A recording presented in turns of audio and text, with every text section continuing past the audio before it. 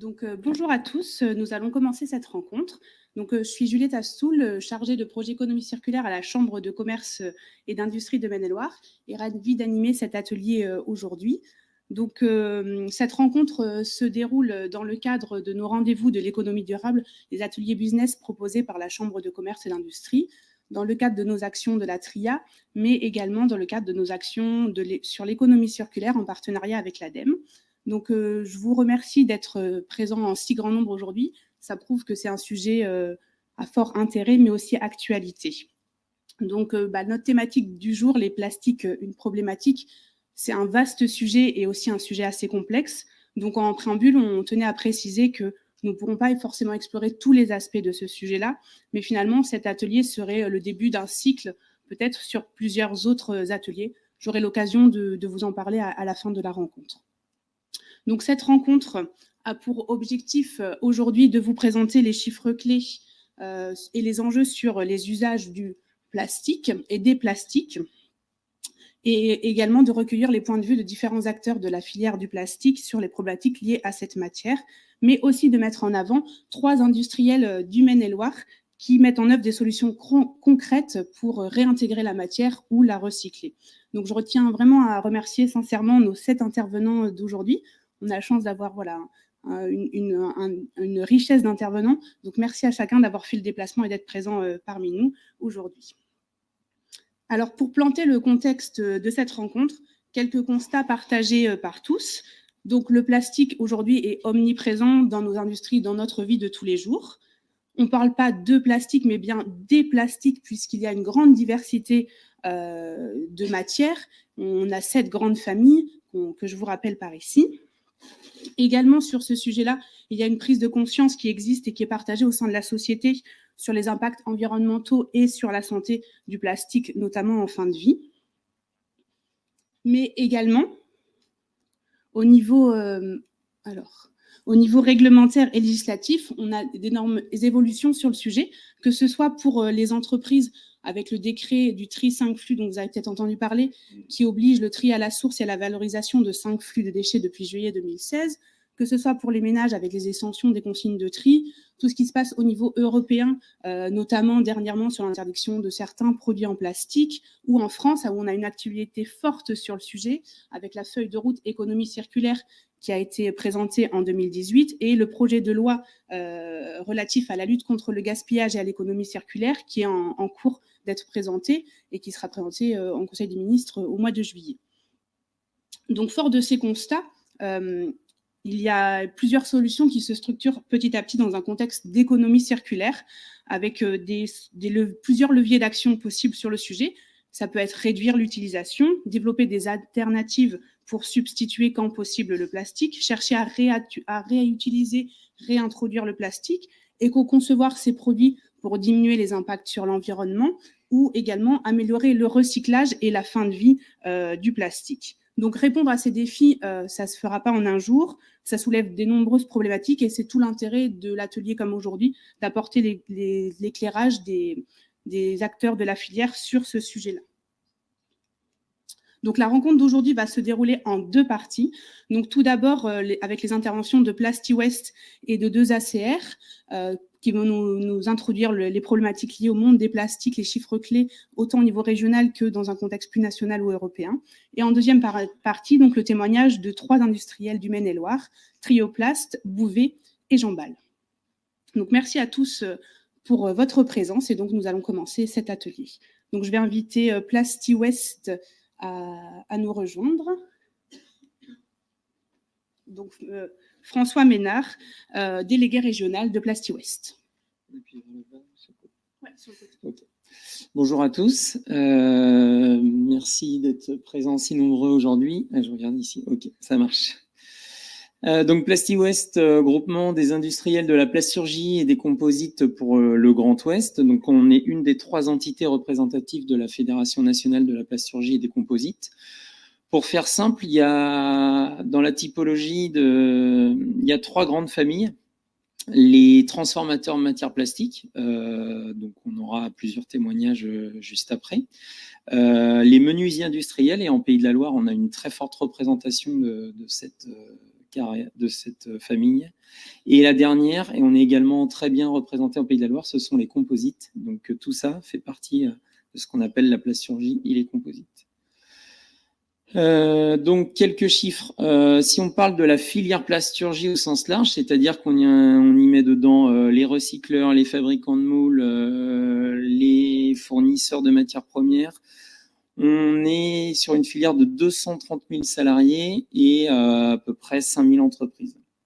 Et si on descend vraiment sur le cœur plasturgie, là on redescend vraiment au code NAF, qui est le cœur plasturgie pure et dure. Donc on est à peu près sur aux alentours de 130 000 salariés en France et 3 500 entreprises. Entre les deux, vous avez ce qu'on appelle famille plasturgie. Vous pouvez avoir des gens qui sont notamment sur Angers, des sous-traitants automobiles comme Valeo par exemple, qui transforment au quotidien de la matière plastique, mais qui sont dans la convention métallurgie. Donc voilà. Donc si on réunit vraiment tout le monde, quand même 230 000 salariés et près de 5 000 entreprises. Pour situer un petit peu la plasturgie française, 6e rang mondial, 3e acteur européen, derrière les Allemands et les Italiens.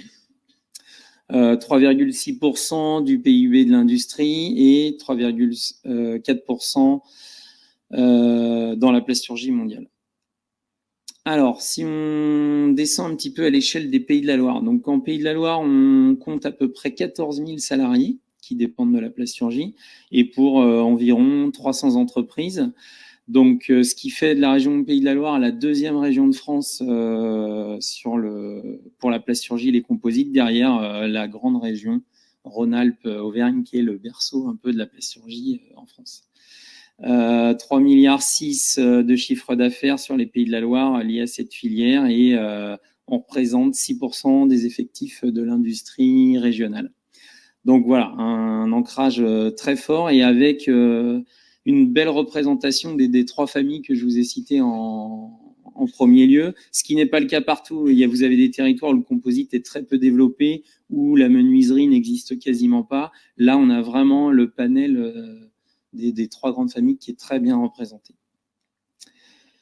La taille moyenne d'une entreprise de plasturgie en Pays de la Loire, c'est 48 salariés. C'est un petit peu plus élevé que la moyenne française. Et une entreprise moyenne de plasturgie en France, c'est 37 salariés. Nous, ce qui fait monter la moyenne, ce sont nos acteurs, notamment de la menuiserie, qui sont plutôt des structures un peu plus importantes. 12,5 millions d'euros de chiffre d'affaires, ça c'est le CA moyen de nos entreprises de plasturgie en Pays de la Loire. Un petit peu moins de 30% de femmes, donc là il y a de réels progrès à faire. Avec des disparités quand même importantes. Si je prends la famille composite, vous avez beaucoup plus de femmes. Je vais citer des exemples qui sont dans les composites, pas forcément dans la plasturgie, mais sont dans la Fédération des industries nautiques, des gens comme Beneteau ou Jeannot, où vous avez la part de personnel féminin qui est bien plus importante que ça. Mais globalement, dans l'industrie, nous, on est sur les moyennes nationales où c'est 30% et 70%. Âge moyen des salariés des entreprises de la plasturgie en Pays de la Loire de 42 ans.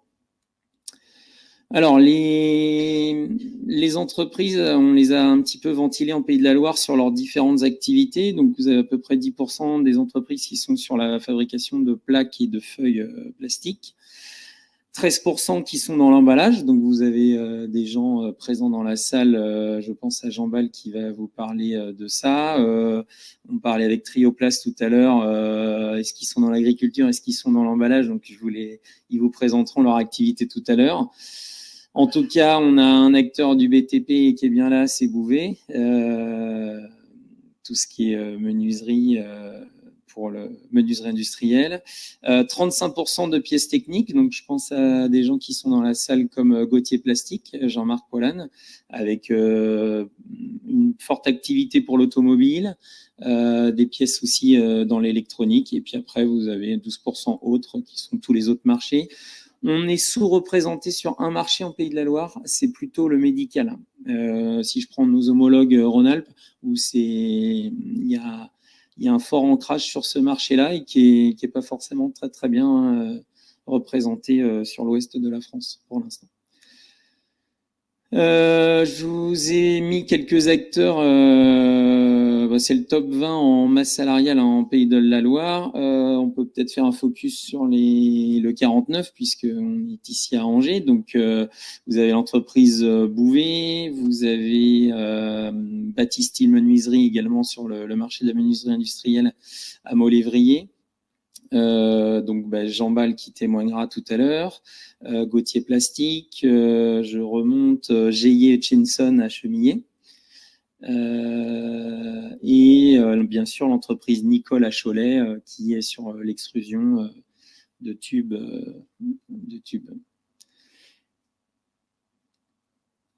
Le contexte, donc, ça a été évoqué par Madame Astoul à l'instant. Donc, moi, je vais pas forcément. On m'a demandé de faire assez court pour laisser vraiment la place aux spécialistes. Donc, peut-être vous donner un état des lieux. En 2018, c'est 25% de recyclage des plastiques usagés. À peu près 60 sur ces 25%, il y a 60% des produits qui sont pour des usages, on va dire, de longue durée, qui sont soit pour la construction, donc Bouvet va en parler tout à l'heure, soit pour l'automobile, l'électronique, et à peu près 40% qui retournent sur des produits de courte durée, notamment sur les filières emballage. 43% de valorisation énergétique, donc ça c'est une part qui reste encore assez importante, et 32% de mise en décharge.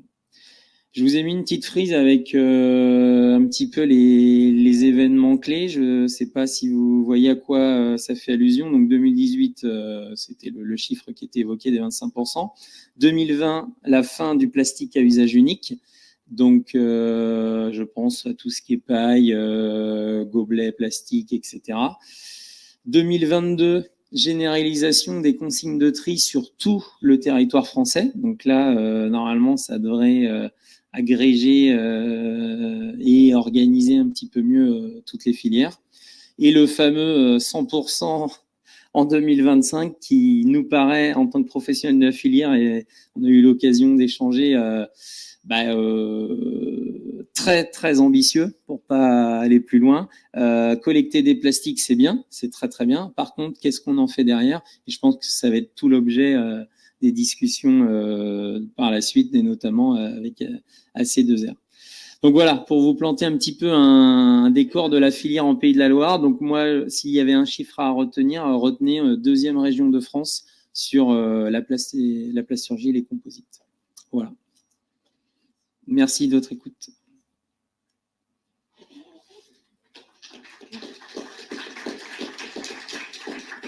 Merci pour cette intervention et d'avoir pu faire du coup le panorama justement en région Pays de la Loire. Donc maintenant, je vais inviter à me rejoindre Claire Dadou-William, qui est déléguée générale de l'association Alliance Chimie Recyclage, donc qui va nous expliquer en détail le monde des plastiques et les enjeux associés.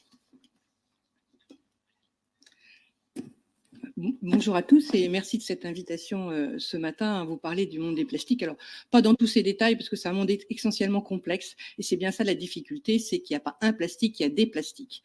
Alors, pour aller directement, alors on a focalisé sur les Pays de la Loire et c'est très intéressant de voir au niveau du territoire, parce que pour moi, beaucoup de choses doivent se passer au niveau du territoire.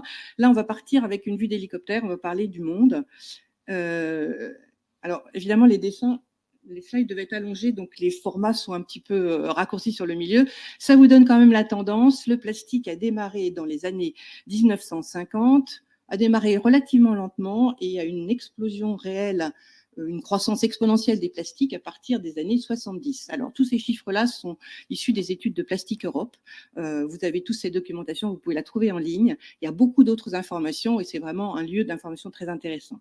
Les plastiques aujourd'hui, c'est une croissance exponentielle qui ne s'arrête pas. On est à 8,5% de croissance mondiale par an de production de matières plastiques. L'Europe représente à peu près 1/6 de la production mondiale. Il faut savoir qu'au niveau de la production mondiale, l'Asie représente de loin le plus grand continent et la Chine doit représenter 42% de la production mondiale. Donc cette croissance, elle vient de ces pays-là, elle vient comme le monde industriel et comme les produits industriels qui vont utiliser des plastiques, elle vient de l'Asie.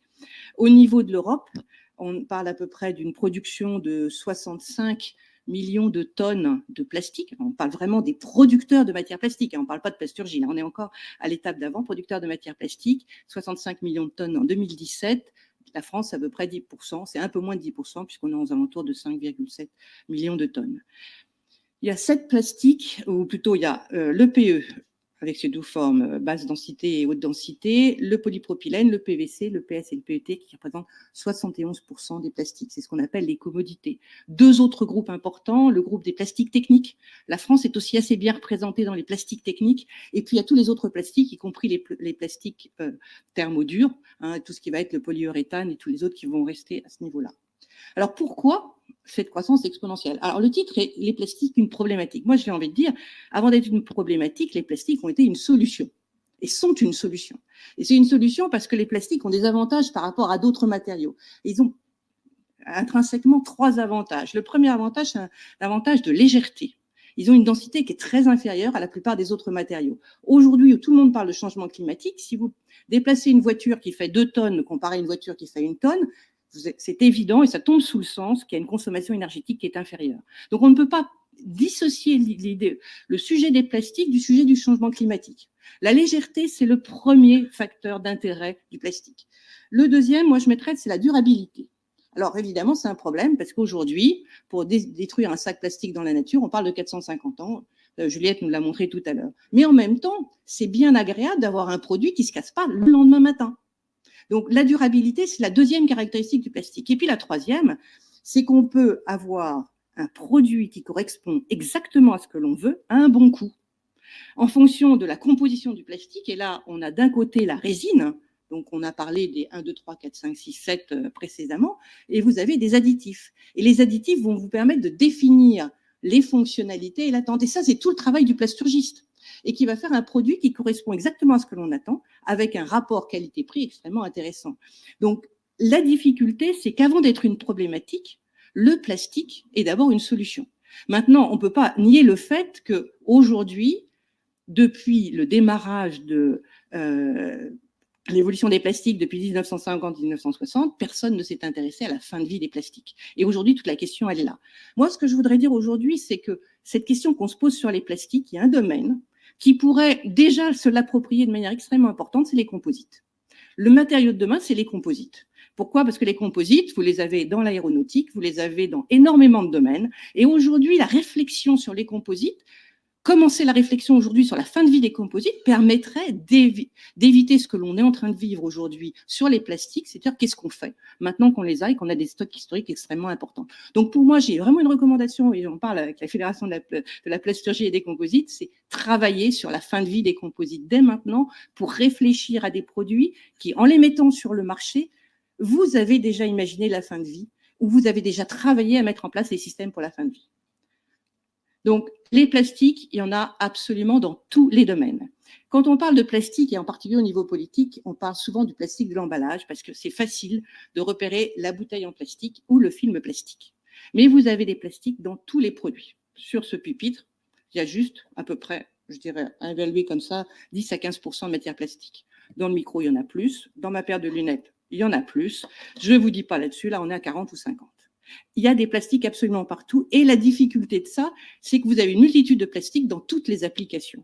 Donc là, vous avez cet élément-là, Juliette, qu'on va voir à la présentation, c'est aussi des données de Plastique Europe, mais ça vous indique que pour chacune des résines, vous avez des applications dans tous les domaines. Vous prenez le premier domaine, qui est le polypropylène. Vous avez des plastiques du polypropylène dans l'emballage, vous l'avez dans l'automobile, vous l'avez dans des capsules, vous l'avez dans des tuyaux, vous l'avez dans plein d'endroits. Et c'est vrai pour la plupart des éléments, sauf, et encore ça se développe, pour le PET.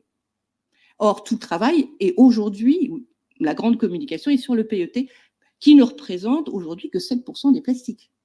Donc, quand on met tout le focus sur les plastiques, on ne regarde pas les 93 autres pourcents. Et je pense que ça, c'est des choses qu'il faut avoir en tête, et en particulier quand on travaille au niveau régional. Alors, ce dessin, alors n'hésitez pas à poser des questions sur les slides parce qu'elles sont un peu complexes. Sur des questions générales, ce sera pour la table ronde, mais si là vous avez besoin d'explications, n'hésitez pas à les poser. C'est un tableau croisé qui vous donne par secteur industriel l'utilisation des types de plastique, des types de résine, et la taille du carré vous donne la dimension, le volume proportionnel de l'utilisation de la résine.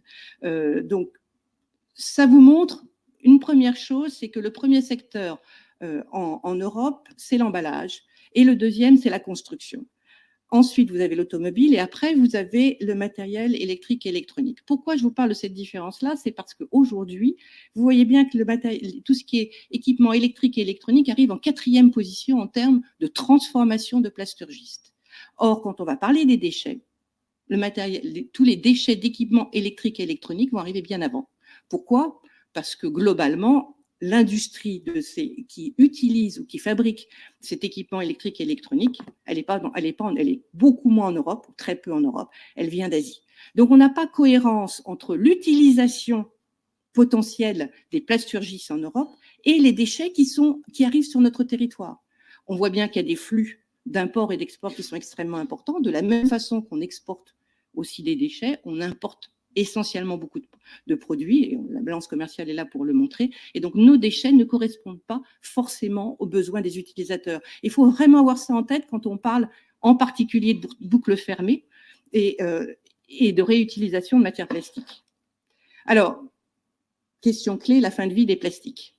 Aujourd'hui, globalement en Europe, on peut dire qu'il y a un tiers des matières plastiques issus des produits en fin de vie, c'est-à-dire qu'à part l'emballage et le film, vous êtes entre 10 et 70% du produit. Donc, il faut déjà séparer le verre, l'acier, le carton, le papier du plastique.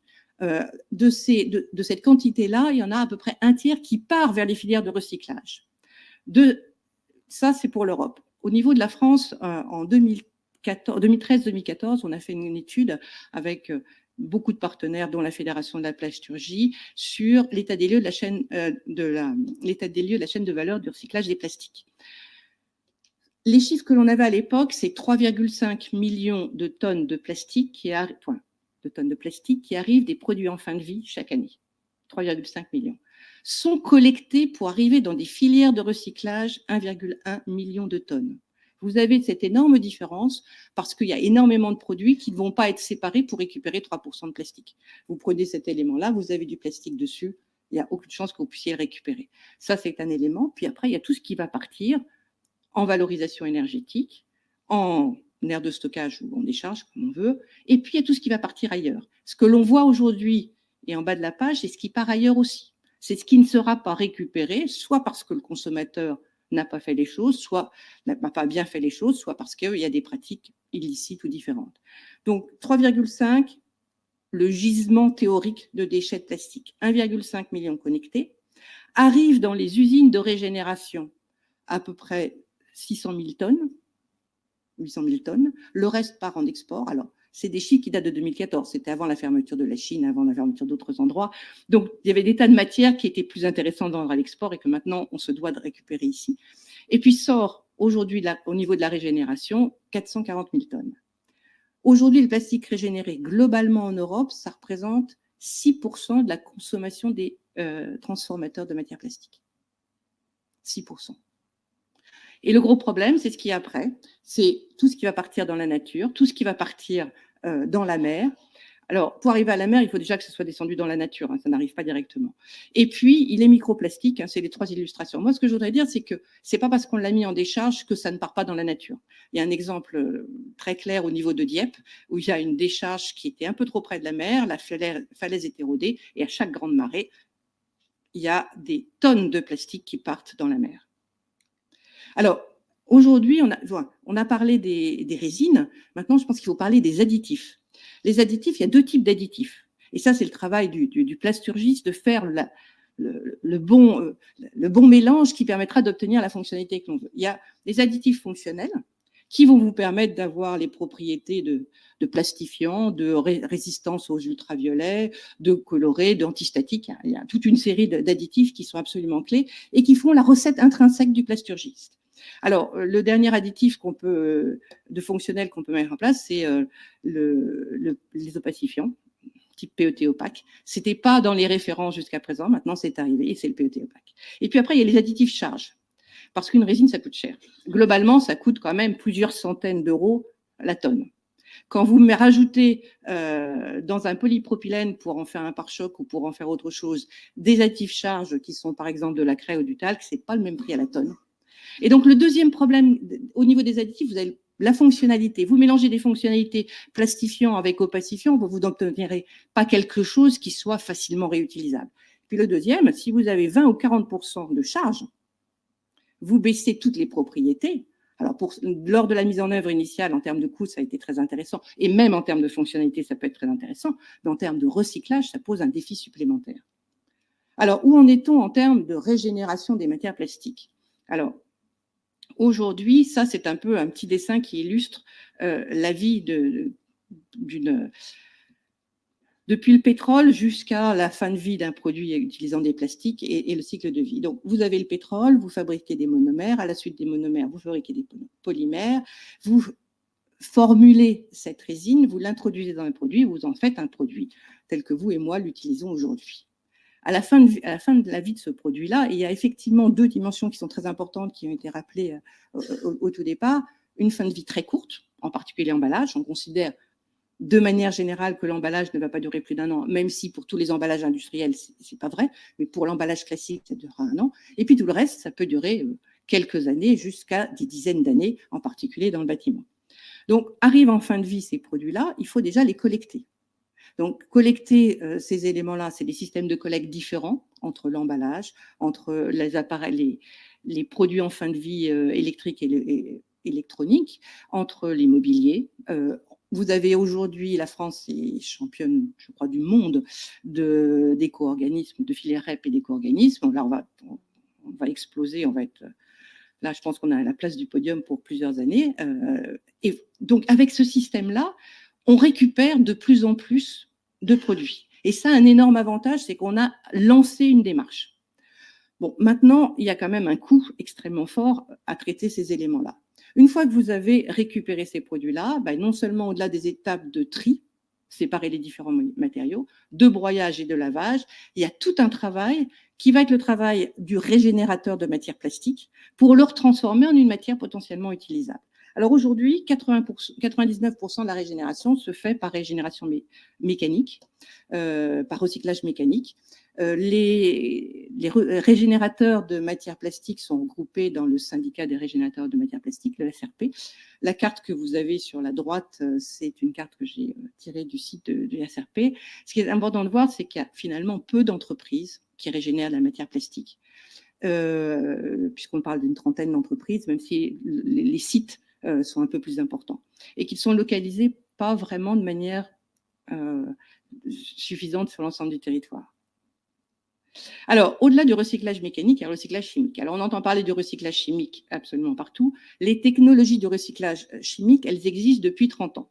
Le problème du recyclage chimique, c'est le problème du tri, et de la collecte et du tri, et après le coût économique. Mais aujourd'hui, il y a une vraie dynamique à reprendre ces technologies de recyclage chimique, à les mélanger avec de nouvelles idées sur de la purification, sur des nouveaux catalyseurs, pour développer ce recyclage chimique qui permettrait de se débarrasser en particulier de toutes ces fameuses substances, de ces fameux additifs, certains ayant été acceptés pendant des dizaines d'années et maintenant étant interdits. Alors, aujourd'hui, quels sont les défis, les principaux freins et leviers à la valorisation des plastiques en fin de vie? Alors, j'en ai déjà parlé, c'est la dispersion des plastiques. Il y a de nombreux plastiques très différents. Dans un même produit, vous en avez plusieurs, et dans tous les produits. Et ça représente, dans beaucoup de cas, un faible, voire un très faible pourcentage du poids du produit. Vous prenez les déchets de matériel électrique et électronique, ça peut varier de quelques pourcentages à 30 ou 40%. Mais ça va être très différent entre un frigo, bien sûr, et puis un téléphone portable ou un écran de télévision. Et donc, on ne va pas avoir les mêmes types de produits. Ce système-là, ça veut dire qu'il y a différents systèmes de collecte. Et le petit dessin qui est à côté vous illustre. Alors, l'avantage des éco-organismes, plutôt des filières REP et des éco-organismes qui ont été mis en place, c'est qu'on a fait sortir énormément de ces déchets et on a commencé à les pré-traiter. Alors, j'ai quelques slides qui montreraient qu'on voit bien qu'il y a une évolution importante de cette part-là. Donc, on a commencer à gérer toute la partie collecte, tri et préparation d'une certaine partie de la matière. Mais aujourd'hui, les produits que l'on collecte par l'intermédiaire des filières REP représentent un faible pourcentage de l'utilisation des plastiques, un relativement faible pourcentage d'utilisation des plastiques. Et puis, c'est un coût. Donc, il y a un coût initial, il y a la collecte et au tri initial. Alors, comme j'ai dit, il y a un apport important des filières REP. Et puis, la grande difficulté de la chaîne de valeur du recyclage des plastiques, c'est la multiplicité des acteurs. Quand vous récupérez de l'acier, du fer, globalement, vous avez 2 ou 3 acteurs. Ce n'est pas du tout le cas dans le domaine des plastiques. Quand vous récupérez du verre, vous avez 2 ou 3 acteurs. Donc, vous travaillez en partenariat, vous travaillez dans un système. Là, il y a de multiples acteurs qui peuvent prendre des rôles. Vous avez une entreprise qui va fabriquer des films plastiques qui peut être elle-même régénérateur. Donc, elle peut prendre tous les rôles, comme elle peut le racheter à quelqu'un qui a collecté des plastiques, à quelqu'un qui l'a régénéré, à quelqu'un qui va le réutiliser ensuite. Donc, cette multiplicité oblige à un travail en commun et un travail collaboratif qui n'est pas forcément nécessaire dans d'autres filières. Alors ça, c'est les premiers éléments, les premiers freins. Le frein clé, c'est le défaut de profitabilité de la filière et l'importance des coûts de main-d'œuvre. Pourquoi ça ne s'est pas développé avant? Si c'était rentable économiquement, ça se serait développé avant. Il faut être clair. Voilà, ça se serait développé avant. Globalement, les coûts de main-d'œuvre représentent sur l'ensemble à peu près 35%. Il est évident que les pays à bas coût de main-d'œuvre sont avantagés sur le sujet. Ils sont avantagés sur le sujet parce qu'aujourd'hui, dans notre système de comptabilité, on ne comptabilise que les coûts économiques. On ne comptabilise pas ni les coûts environnementaux, ni les coûts sociétaux. Un autre élément qui est un frein, c'est la faiblesse de l'industrie en France. Moi, je n'hésite pas à le dire, j'en ai parlé au niveau de l'Europe des produits électriques et électroniques. Si en particulier vous avez un raisonnement en boucle fermée, vous êtes un peu coincé, vous avez beaucoup de déchets, mais vous n'avez pas beaucoup d'utilisateurs potentiels. Donc, il est très important non seulement de travailler le long de la chaîne de valeur en global, mais de travailler aussi en transversal. Il y a de très beaux exemples, y compris dans le bâtiment, de déchets venant du monde de l'emballage. Pourquoi pas ? Et ça donne une autre vie. Et quand vous avez un déchet venant de l'emballage qui part dans le bâtiment, la question de sa réutilisation ou de son recyclage potentiel, elle n'est plus aussi immédiate. On la repousse dans 20 ans ou dans 30 ans, avec le temps d'y réfléchir et de se préparer. Et puis, le dernier élément qui n'est pas négligeable, c'est toutes les normes et les réglementations et les perceptions. Vous avez un certain nombre de normes qui sont faites pour éviter les plastiques recyclés. Il faut appeler un chat, ça existe. On se pose vraiment la question de savoir pourquoi est-ce qu'on a spécifié qu'il fallait qu'il n'y ait que du polypropylène vierge ou éventuellement en polypropylène recyclé mais venant uniquement d'une chute de production. Pourquoi? Nous, on milite pour avoir des normes qui correspondent à des normes de fonctionnalité. C'est-à-dire, est-ce qu'on veut que ce produit résiste au choc, résiste à la chaleur, ne soit pas contaminant, éprouver son innocuité en termes sanitaires ou en termes alimentaires. Est-ce que c'est important de savoir s'il est en polypropylène ou polyéthylène? Combien de personnes savent que la bouteille, elle est en PET, elle était avant en PVC, maintenant elle est en PET. Est-ce que c'est important de savoir si c'est un PET? Ce que l'on veut, c'est qu'il y ait une sécurité alimentaire et sanitaire sur la bouteille, et pour un certain nombre de personnes, qu'il n'y ait pas de problème sur l'environnement. Donc, les normes sont vraiment aussi un point clé. Alors, aujourd'hui, de mon point de vue personnel, le point à date, le système bouge, mais trop lentement. Les plastiques, pour moi, avant d'être une problématique, c'est une solution. Donc, si on ne s'intéresse pas à comprendre l'ensemble, on va avancer très lentement. Ça ne sert à rien de stigmatiser le plastique parce qu'on peut le stigmatiser dans notre parole, dans la réalité des faits. On ne va pas le stigmatiser, on va continuer à l'utiliser parce qu'on a besoin de vivre avec. Donc, il est important de sensibiliser, de prévenir, de former pour permettre un travail de compréhension mutuelle. Je pense que d'avoir ces chiffres-là, d'avoir cette compréhension, de voir la transversalité, c'est très important. Tous les maillons de la chaîne doivent évoluer depuis la collecte jusqu'à la réintégration. Alors, au niveau de 2ACR, on a fait depuis quelques mois des petites vidéos qui montrent comment des industriels s'engagent pour réintégrer. En général, ils n'en parlent pas. dans le leitmotiv d'Entrepreneur. Ils n'en parlent pas et ils attendent d'avoir atteint un certain niveau pour en parler. Et on voit que, en particulier, moi j'aime beaucoup la TPE et d'AFIM. Alors évidemment, elle vient de Rhône-Alpes, hein, donc, et elle utilise du plastique venant du nord de la France, qui a complètement changé son éco-conception et son modèle pour réapatrier depuis la Chine une production en France avec des matériaux recyclés. Mais elle a changé son modèle, elle a changé son design, elle a changé ses couleurs, et aujourd'hui, elle se positionne dans ce domaine-là. Alors, j'ai pris un peu de temps, donc juste quelques éléments clés. Moi, je pense qu'aujourd'hui, on parle beaucoup du niveau européen, et du niveau national. Pour moi, j'ai quelques éléments clés pour le niveau territorial, mais Juliette me fait signe que j'ai déjà pris trop de temps. Donc, si vous voulez, on y reviendra tout à l'heure dans la table ronde. Merci de votre attention. Alors, les éléments clés, pour moi, c'est quelque part, il faut commencer à travailler au niveau régional. Il faut faire des réflexions territoriales et transversales, en tenant compte et en connaissant bien vos gisements, et de manière transversale, en cessant de séparer les gisements qui viennent des collectivités, des gisements industriels. C'est travailler en transversal, travailler avec les industriels que vous avez en local pour se dire quels seraient à moyen terme, parce que le problème, c'est un problème économique, le retour sur investissement, il vient pas dans les 5 ans ou dans les 3 ans. Il vient dans les 10 à 15 ans. Donc, qui aujourd'hui est prêt à investir à 10 à 15 ans, sachant qu'on est dans un univers d'insécurité totale. Donc, il faut travailler dans cette logique-là, sur un univers territorial, en se focalisant sur les atouts de la région et sur les entreprises déjà existantes en région. Moi, je trouve qu'il y a une démarche qui, dans le domaine de l'énergie, et qui est très intéressante, qui s'appelle la démarche énergie partagée, qui met ensemble des citoyens, des collectivités et des entreprises pour investir dans une énergie renouvelable. Pourquoi ne pas le faire dans l'économie circulaire et en particulier dans l'économie circulaire des plastiques? Mais ça, c'est une démarche territoriale. Voilà. Merci de votre attention et désolée d'avoir dépassé le temps.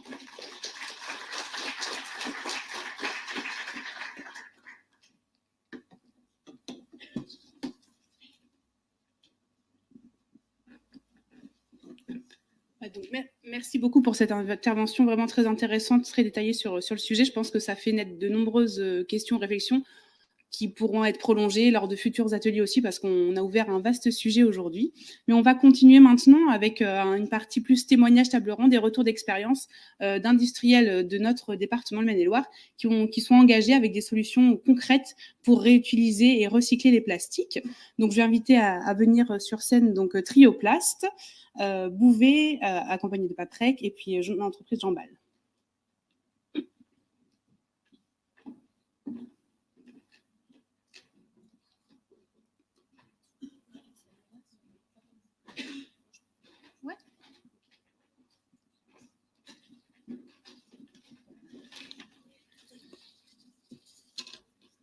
Donc, on va commencer avec l'entreprise Trioplast. On a la chance d'avoir cet acteur situé sur notre département. Donc, c'est Madame Nina Hould-Amer, responsable marketing, qui va nous présenter le recyclage des films plastiques en PEBD et les enjeux de la réintroduction de la matière plastique au sein de Trioplast. Merci.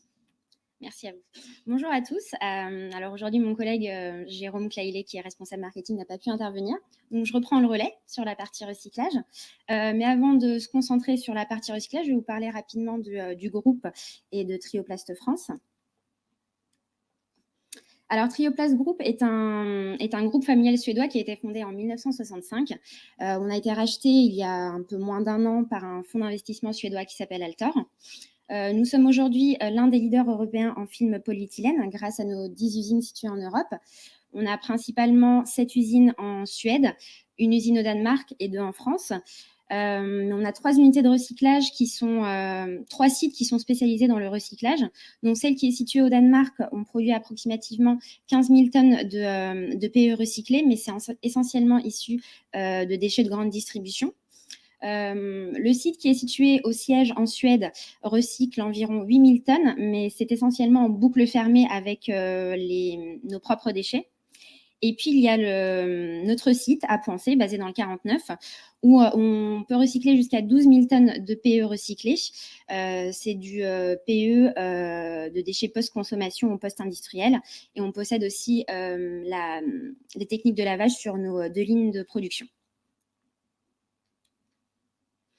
Alors, chez Trioplast France, on va produire 3 types de films. On va avoir le film d'enrubanage, le film d'ensilage et le film de paillage. Sur ces 3 gammes de produits, il y a du recyclé à plus ou moins haute dose et à des qualités différentes.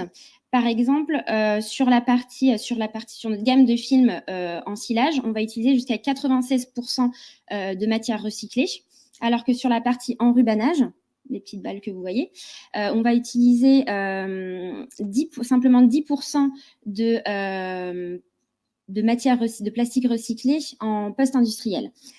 Aujourd'hui, on utilise aussi peu dans cette gamme, c'est essentiellement technique, mais nous travaillons depuis 3 ans sur un projet qui s'appelle Orplast, qui vise justement à augmenter ce taux. Alors, Trioplast, en quelques chiffres, c'est 24 000 tonnes de films vendus, de films plastiques vendus, et 10 000 tonnes de PE recyclés. Nous sommes 100 salariés et nous avons un chiffre d'affaires de 50 millions d'euros. Notre atelier recyclage existe depuis 1985. La raison de sa création a été économique. La principale raison était liée à la gestion des chutes de production.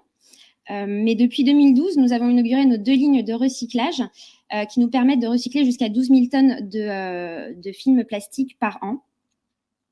Nous allons avoir quelques investissements au niveau de la flexibilisation de nos lignes pour avoir plus de volume à recycler. Et à terme, nous sommes en pourparlers avec le groupe pour posséder une 3e ligne de recyclage au sein du site Trioplast. Donc voilà, ça c'est notre usine qui est basée à Poincé dans le 49. Il faut savoir que 20% de notre effectif global est dédié à cette partie recyclage. Alors, pour rentrer un petit peu plus dans le détail du processus de recyclage, je vais vous expliquer un petit peu comment ça se passe chez Trioplast. Donc, dans un premier temps, on va recevoir du film polyéthylène usagé. Ça va être des films de type d'emballage housse palette, sac matière blanc opaque légèrement teinté, des emballages de matelas, des emballages de packs d'eau. Ces films sont généralement d'une épaisseur de 50 à 100 microns, je dirais.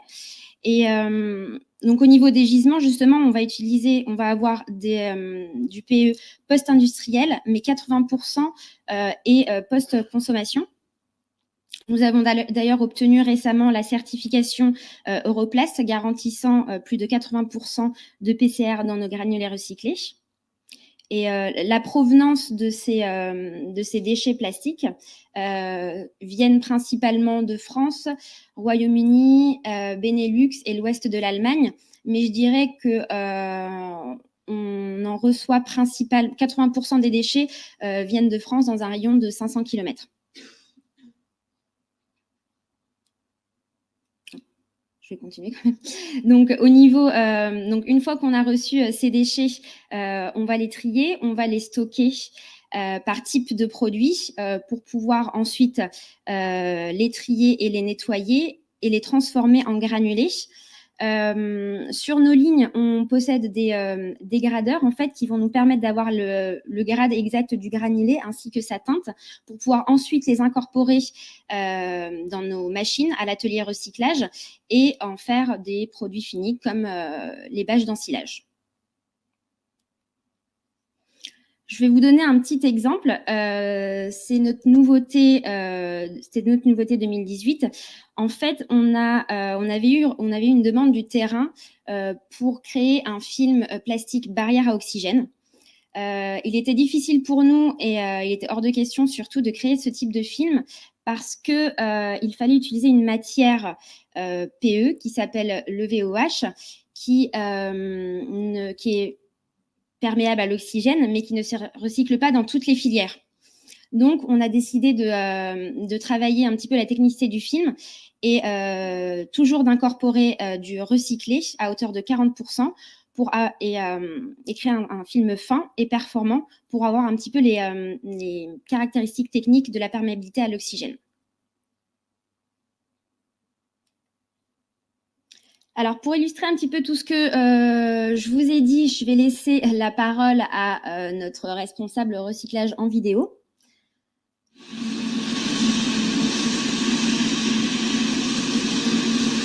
On a ensilé une quinzaine d'hectares ce matin. On fait ça avec un entrepreneur qui nous fournit remorques, tasseurs, il fait chantier complet. Nous, on a un élevage laitier, donc on se consacre à l'élevage laitier, plus qu'aux cultures.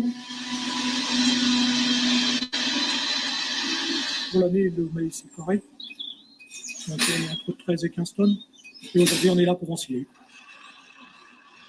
On a utilisé une grosse bobine, mais c'est pas trop un souci parce qu'on est équipé de chargeurs et bon, elle s'est très bien déroulée. Pour fabriquer des bâches d'ensilage Triocaire, Trioplast passe par un processus complet de sélection de gisements de matières plastiques à recycler. Donc on peut fabriquer des bâches standards et là on va prendre des déchets qui sont plus courants sur le marché et des bâches de type Triocaire sur lesquelles on va faire la sélection de la crème des PEA recyclés.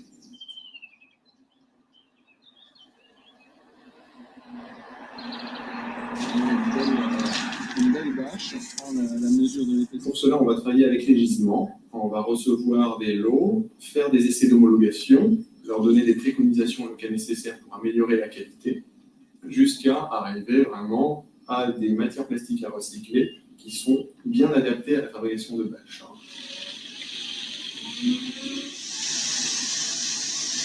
Les matières plastiques ont un contrôle en entrée à la réception des balles. Et un deuxième contrôle se fait après le recyclage, l'obtention des granules, sur deux critères essentiels. Un, la viscosité du plastique fondu, le grade, et deux, la teinte de la granule. Tu vois que c'est du recyclé, tu as bien envie quand même de tester. Tu peux remplacer du vierge par du... Celui-là, ouais. Tout ce travail va nous permettre de mettre sur le marché des bâches ensilage sous la marque Triocaire, qui nous permettent de garantir une durée de vie de 2 ans, une imperméabilité à l'oxygène et également un aspect esthétique qui soit bien supérieur aux bâches standards. Je pense que les bâches à partir de films recyclés, c'est les mêmes bâches que les traditionnelles. J'y vois pas d'inconvénient. Et puis d'abord, ça résout le problème de nos résidus agricoles. Et la grosse bobine, l'avantage, c'est qu'on n'a pas à la monter sur le tas à la main et on a la longueur qu'il nous faut.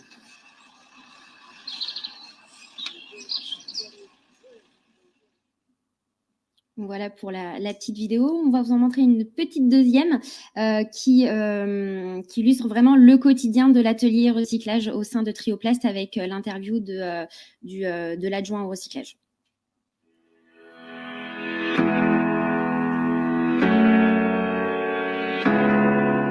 Je m'appelle Christian, je suis chez Trioplast depuis 29 ans. J'ai été conducteur de ligne, après j'ai été chef d'équipe et maintenant je suis adjoint au recyclage. Tous les matins, je viens voir Sylvie pour savoir exactement qu'est-ce qu'il faut comme matière première pour mettre dans les machines à l'extrusion. Et après, je vais au niveau du parc à déchets voir ce qui correspond à la matière. Je reviens après auprès des conducteurs de ligne et du chef d'équipe pour leur expliquer ce qu'ils doivent prendre.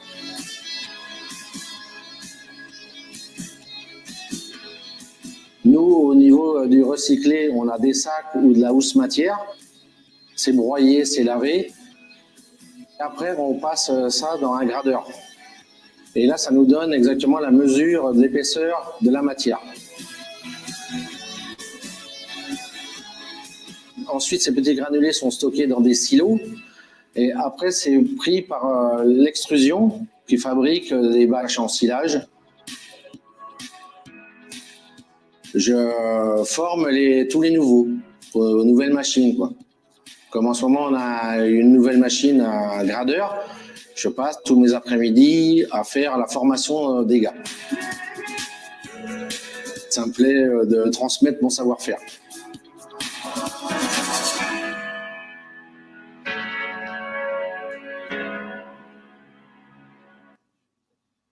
Voilà pour Trioplast, c'est le processus recyclage chez nous.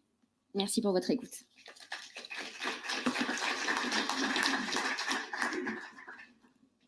Merci beaucoup pour cette présentation très concrète et en même temps c'est un acteur important parce que si on se rappelle les quantités de matière qui sont régénérées en France qui étaient de 440 000 tonnes, au final le Trioplast en régénère quand même 10 000 tonnes donc c'est quand même Ça, je trouve ça intéressant d'avoir ce pourcentage de proportion en tête. Merci beaucoup pour cette présentation.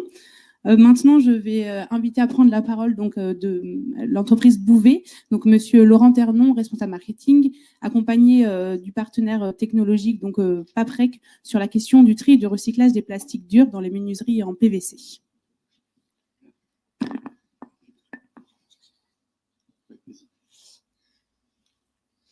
Bonjour à tous. Donc, comme on va vous parler notamment, évidemment, de recyclage, mais également d'économie circulaire, avec Olivier chez Paprec, on s'est dit qu'on allait faire une co-animation. Alors, avant, on va quand même vous présenter nos entreprises. Donc, l'entreprise Bouvet. Donc, on est basé tout près d'ici, à la Membrol sur Longuenay. Une usine toute neuve qui a été mise en place en 2013. Quelques chiffres clés. Donc, le groupe Bouvet, c'est 165 millions d'euros de chiffre d'affaires. C'est 920 salariés. Sur l'agglomération angevine, on doit être le 3e employeur privé. Ah, pardon. Avec une particularité forte, c'est qu'on est totalement intégré. C'est-à-dire que pour fabriquer des fenêtres, on part vraiment de la poudre de PVC, de la matière vraiment première, et on va livrer chez le client n'importe où en France avec notre propre camion. C'est important par rapport à ce qu'on va se dire tout à l'heure en termes d'économie circulaire. Les axes de développement d'entreprise, bien entendu, c'est l'innovation. Alors, j'en profite souvent, dans la région angevine, on associe souvent Bouvet avec fenêtres PVC. C'est vrai, mais c'est pas que ça. Aujourd'hui, on fait aussi des fenêtres aluminium, on fait des fenêtres bois, et en plus, on s'arrange pour mélanger les matériaux. On fait du mixte bois-aluminium ou PVC-aluminium. Donc, n'ayez pas crainte, on n'a aucun parti pris sur les matériaux. C'est un groupe familial, évidemment. Et puis, on est aussi 100% français. Donc, quand on parle également d'environnement, effectivement, nos sources d'approvisionnement, on parlait tout à l'heure, effectivement, des sources lointaines. Toutes nos sources d'approvisionnement sont basées en France. Voilà. Donc, on produit 1200 fenêtres par jour, fenêtres coulissantes, porte d'entrée, et 500 volets roulants par jour. Voilà. Ce qui nous met aujourd'hui au 3e rang des fabricants français de menuiserie. Donc, on transforme 7200 tonnes de PVC par an, 2000 tonnes d'aluminium et 2000 mètres cubes de bois par an. Olivier, je te laisse présenter. Bonjour, Olivier Leclerc, Société Paprec. Donc, comme on fait un focus sur Bouvet et sur la région, les chiffres que vous allez voir, c'est les chiffres qui sont de notre usine spécialisée sur le PVC. Donc, usine de PVC basée donc, près de Cholet, donc à Trémentine. Usine qui emploie donc 50 collaborateurs. On a la capacité à recycler 30 000 tonnes par an sous 2 formes de produits finis, soit de la granulation, donc du granulé comme vous avez pu voir dans la petite vidéo de Trioplast, mais donc sous forme de PVC, ou alors, Laurent l'a dit, sous forme de poudre, ce qu'on appelle le micronisé, donc c'est des fines particules de PVC micronisées qui font quelques microns. Donc, sur ces 30 000 tonnes de recyclés, on va se focaliser aujourd'hui sur le PVC dit rigide, PVC dur, qui est fortement utilisé dans le bâtiment, donc sur tout ce qui est fenêtres, mais également volets, portes de garage, clôtures, tubes, enfin tout ce qui peut introduire du PVC en grande quantité. Mais il y a également une autre forme de PVC qui est le PVC souple. PVC donc fortement utilisé sur le revêtement de sol et donc on a également un gros partenariat avec un client qui s'appelle Gerflor qui fabrique des millions de mètres carrés de revêtement de sol par an, et donc on a une activité également avec eux sur le PVC souple. Donc sur les 30 000 tonnes, c'est à peu près 25 000 tonnes sur le PVC rigide et 5 000 tonnes sur le PVC souple. Ouais. Vas-y. Il ne veut pas. C'est toi qui dirige, hein, c'est pour ça. Alors, on va prendre dans l'ordre, donc déjà la partie tri et la partie recyclage. Alors souvent, nous pouvons, on disait tout à l'heure, dans les catégories, il y a industriel. Quand on commence à additionner industriel et PVC, en général, les gens prennent peur. Et pourtant, le recyclage chez Bouvet, c'est pas nouveau. Et quand je dis que c'est pas nouveau, c'est pas non plus d'il y a 5 ou 6 ans. Bouvet recycle tout son PVC depuis 1998. Ça fait plus de 20 ans que dans l'usine Bouvet, il n'y a pas un seul kilo de PVC qui est produit dans cette usine, qui va finir en décharge, ou je ne sais où, dans la mer, à Dieppe, etc. Rien. C'est-à-dire qu'en été, en 98, on s'est intégré pour recycler nous-mêmes nos propres chutes de PVC. Donc c'est important de rappeler parce que souvent l'image de marque, voilà, PVC, etc. Non, c'est pas nouveau. C'est pas nouveau. Alors c'est pas nouveau, et le PVC, alors souvent on entend parler du PVC de façon négative. Le PVC, c'est quand même une des principales résines qui a la filière complète de traitement, de la collecte jusqu'à la fabrication de granulés ou de poudres qui peuvent aller dans des applications, et des applications également les plus haut de gamme, puisque quand on parle de menuiserie, on parle de bouvet, on parle de menuiserie NF normée, et nous, on parle de granulés qui sont certifiés par le CSTB, le Centre scientifique et technologique du bâtiment. On y reviendra après. Voilà. 98-2004, Bouvet a recyclé lui-même son PVC. Par contre, les volumes augmentant, on a mis en place effectivement ce partenariat avec Paprec pour s'organiser ensemble. Paprec, c'est son vrai métier. C'est un métier, c'est devenu un métier à part entière de recycler. Donc, on a vraiment créé ce contrat de partenariat. Donc, comment ça se passe? Nous, on continue de trier et de collecter toutes nos chutes de PVC. Par contre, Paprec met à disposition dans nos différentes unités des bennes pour collecter toutes les chutes de production. Ben ou équipement aussi spécifique, Voilà. parce qu'on essaye de s'adapter au maximum aussi à l'industriel, à ses lignes de fabrication. Donc on est capable également de pouvoir apporter d'autres solutions que la benne, mais ce qu'on voit le plus souvent sur les routes, c'est des bennes. Donc voilà. Nos amis une benne et un camion. Paprec vient les récupérer, va les recycler dans son usine de Trémentine et va nous relivrer la matière recyclée. Donc on est vraiment sur un circuit fermé entre la membrane sanguinée et Trémentine. On réutilise toutes nos matières, les chutes, etc. Tout est réutilisé dans nos propres profilés. Et alors tout à l'heure on disait que parfois le normatif était un frein à la réutilisation des... Ah, je vais venir après. Le normatif peut être un frein justement à l'utilisation du recyclé. Et bien dans la fenêtre, on a réussi ensemble à faire sauter ce frein. C'est-à-dire que depuis 2007, le CSTB, donc le Centre scientifique et technique du bâtiment, donc l'organisme certificateur, dans le cadre de la marque NF, a accepté et a certifié des menuiseries Bouvet utilisant de la matière recyclée. Alors pour vous expliquer, le CSTB au départ, alors on a parlé de normes de frein. Les normes, en effet, c'est le principe, c'est un des principaux freins à la réintégration de matières recyclées. Et dans le bâtiment et dans la fenêtre, on avait également ces normes qui posaient problème. Donc on a vraiment monté avec Bouvet et on a tout un dossier auprès du CSTB et on s'est fait auditer chez Bouvet, chez nous, pour prouver que la matière qu'on allait chercher chez Bouvet était tracée, était suivie, était vérifiée à chaque étape de transformation et que la matière qui venait de chez Bouvet retournait bien chez Bouvet. Et en plus, on s'est fait également auditer sur la qualification de la matière, parce que pour qualifier de la matière CSTB, il faut respecter certains critères, certaines caractéristiques techniques. Et donc, on a également dû, nous, en interne, donc s'équiper chez Paprec et investir dans des laboratoires. C'est à peu près 2 millions d'euros d'investissement sur le laboratoire pour pouvoir tester les matières et faire des certificats de conformité matière pour prouver et accompagner nos livraisons de matière chez Bouvet. Donc là, on vous a mis le petit schéma du processus de recyclage, mais il a été présenté tout à l'heure un peu rapidement par deux ACR. Mais voilà, le processus est simple. Il est simple. Je disais il est simple. Oui, il est simple. C'est de la collecte donc chez le client. On va chercher les chutes, on les ramène chez nous. On fait des contrôles qualité à réception. On va trier les matières. On va les séparer, on va les préparer. On va les passer sur une étape de broyage, de réduction de volume. On parle de chute. Donc, quand on fabrique une fenêtre, on fait des chutes, on coupe des angles, on soude, etc. Donc, on fait des chutes de menuiserie. Nous, on va réduire ces chutes qui font quelques centimètres, voire à quelques mètres, plutôt en morceaux qui vont faire 10-12 mm. On va broyer. On va également trier. On parle du tri. Donc, oui, on est très énergivore en main-d'œuvre dans le recyclage.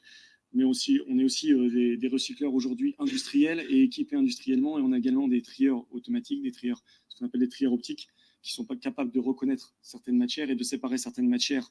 Et donc d'épurer quelque part le PVC chez nous, de potentiels cales de PP ou de PA qui auraient pu rester, ou également de joints. Parce que quand vous avez une fenêtre, vous avez souvent un joint gris, vous visualisez qui fait l'étanchéité. Ce joint-là, c'est pas du PVC. Alors ça peut être du PVC, mais c'est très souvent pas du PVC. Et donc pour pouvoir le recycler et pouvoir réintroduire le PVC, il faut séparer ce joint d'étanchéité. Donc on va passer ça sur des trieurs optiques pour séparer le joint d'étanchéité. Et après, on va aller, alors selon l'application chez le client final, on va aller soit vers l'extrusion, donc la régénération, c'est ce que présentait tout à l'heure Desaster, ou la micronisation.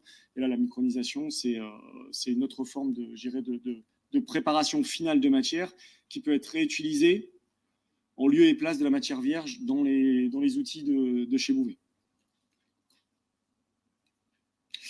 Et donc, tout ça, on l'a dit, certifié NF. Donc, l'aspect normatif n'a également pas été un frein. L'autre intérêt, on n'en a pas parlé, hein, c'est que le PVC, on peut le recycler plusieurs fois. Ça aussi, c'est un intérêt important. On peut recycler 7 à 8 fois le PVC sans altérer ses caractéristiques mécaniques. Donc, c'est aussi un autre intérêt. Alors, sachant que dans les boucles globales d'économie circulaire, on récupère toujours, je dirais, de la matière noble avec de la matière recyclée. Et donc, les boucles font qu'au final, on peut considérer qu'on est en capacité de recycler presque à l'infini, je dirais, le PVC. Mais sur une même matière, donc c'est-à-dire qu'on a fait des tests communs, sur une même matière, on était jusqu'à 8 fois, recycler 8 fois la même matière, la passer 8 fois dans le process, et au bout de la 8e fois, on n'avait quasiment pas perdu de caractéristiques techniques, et elle pouvait toujours être utilisée dans l'application fenêtre. Alors, comme je disais tout à l'heure, on est totalement intégré. C'est-à-dire qu'on part avec la matière première, mais on finit également chez le client avec nos propres camions. Dans tout ce qu'on vient de présenter là, ça concerne vraiment l'industriel, c'est-à-dire tout ce qui se passe chez nous à la membrole, que ce soit à l'extrusion, mais aussi dans nos ateliers de transformation. Sauf que on arrive en 2019, on commence dans les villes, les campagnes, à remplacer des anciennes fenêtres PVC des années 80, voire 90, par des nouvelles fenêtres PVC au aluminium. Donc, si on veut être vertueux, il faut aller jusqu'au bout de la démarche. Là aussi, il faut être innovant, il faut y aller. Cette fenêtre PVC que nos installateurs vont déposer, il faut aller la chercher. Il faut aller la chercher, il faut la ramener, et puis il faut faire exactement la même chose que si c'était nos propres chutes, c'est-à-dire les envoyer chez Paprec et les recycler. Donc ça, c'est le process qu'on a mis en place depuis l'année dernière. Comme on a nos camions logistiques, quand on va livrer nos clients de nouvelles menuiseries, si celui-ci le souhaite, et il a tout intérêt à le faire, parce que d'un point de vue économique, c'est très rentable pour lui, il nous met à disposition des anciennes fenêtres PVC qu'il a pu déposer dans les semaines précédentes. Nous, on va les récupérer et on va les recycler. Donc, nos camions récupèrent le produit à la membrole. À la membrole, nous, on est organisé avec Paprec. C'est déjà le circuit existe déjà. Paprec récupère la matière et va la recycler. Alors, le processus, il est un peu... Il y a des étapes avant les différentes étapes que j'ai pu vous expliquer sur le tri, le broyage, séparation, régénération, et des étapes supplémentaires sur la fin de vie, parce que là, on récupère. Alors déjà, on récupère aujourd'hui, on parle de recycler le PVC de déconstruction. Oui, mais il faut savoir que le plus gros volume de déconstruction aujourd'hui, ça reste encore le bois principalement. Alors l'aluminium, vous ne le voyez jamais, parce que généralement, le gars qui dépose la fenêtre aluminium, il a son propre circuit, donc il sait très bien le recycler, ça ne lui pose pas de problème. Mais c'est principalement du bois et un peu de PVC. Donc il y a déjà des étapes de séparation, de tri pour séparer le bois du PVC. Et après, quand vous avez une fenêtre entière, c'est un châssis complet qu'on va récupérer. Il y a du verre dessus. Il va y avoir des éléments en métal.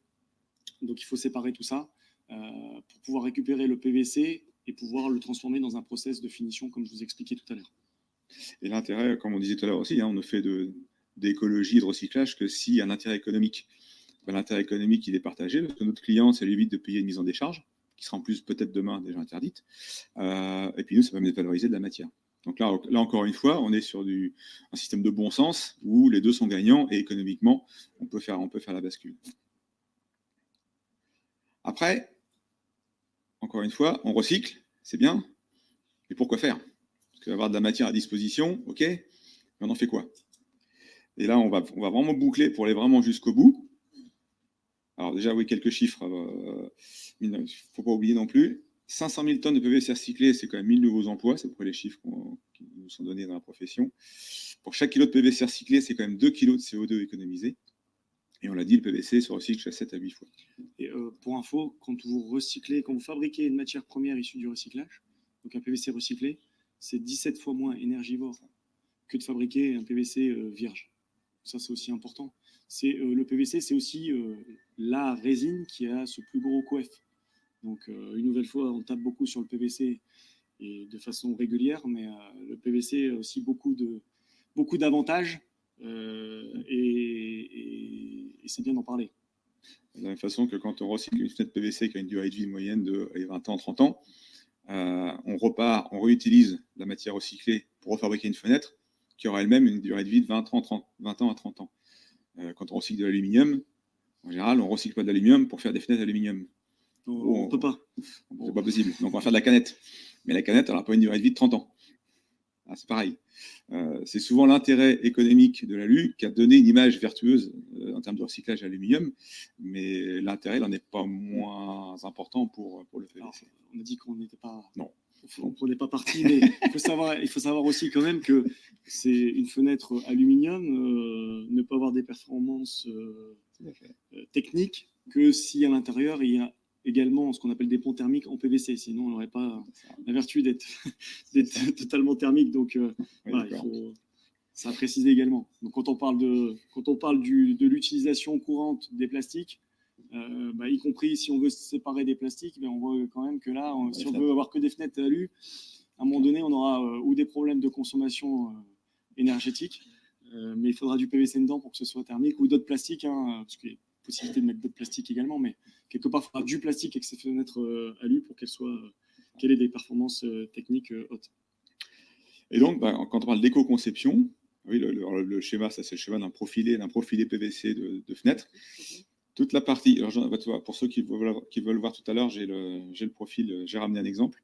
Toute la partie que vous voyez en violet, c'est de la matière vierge. Et aujourd'hui, toutes les parties que vous voyez en gris, c'est de la matière recyclée. C'est-à-dire qu'on arrive à réutiliser une partie très très conséquente de recyclé dans des conceptions de filières aujourd'hui. On va faire passer le profil là. Tout ce qui est gris, c'est de la matière issue du recyclage, de la matière qu'on a collectée chez Bouvet, qu'on a préparée chez Paprec, qu'on a rendue à Bouvet. Et Bouvet a réextrudé donc le profilé gris avec la partie blanche là. Et en matière vierge, il n'y a que la partie blanche. Pourquoi ? Ça, c'est normatif.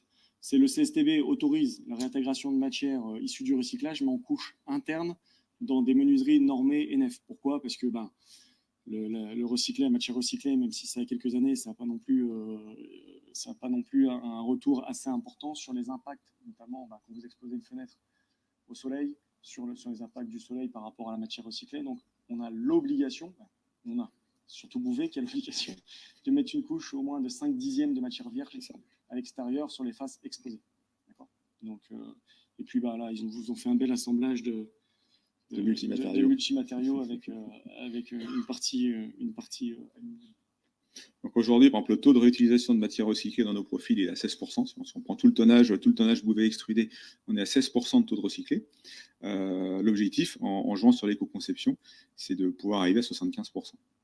Après, il faut la matière. Il faut récupérer la matière. Techniquement, on peut monter jusqu'à 75%. Et alors, on va parler d'un autre domaine, mais sur l'utilisation du PVC, vous avez des produits sur le marché, sur l'utilisation courante, qui utilisent 100% de matière recyclée pour fabriquer le produit.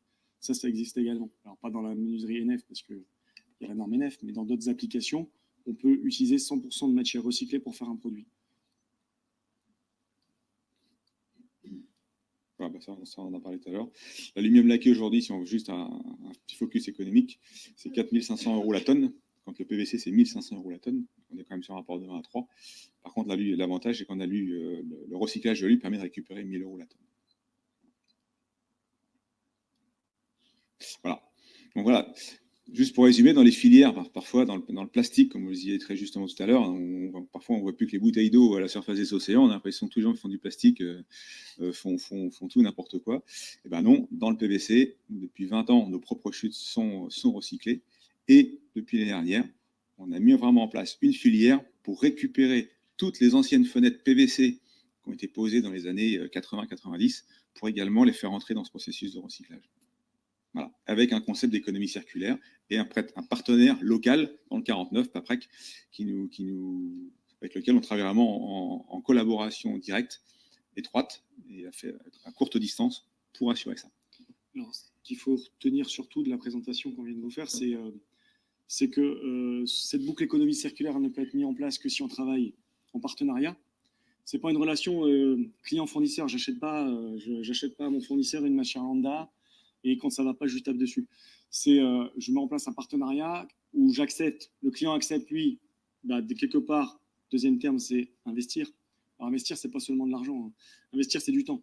Parce que quand vous montez des dossiers au CSTB, je peux vous dire, on a dû mettre 3-4 ans avant d'arriver à se faire valider le produit. Donc, c'est du temps, c'est de l'énergie. Et innover, innover aussi et prendre en compte dans les nouveaux produits, dans les futurs produits.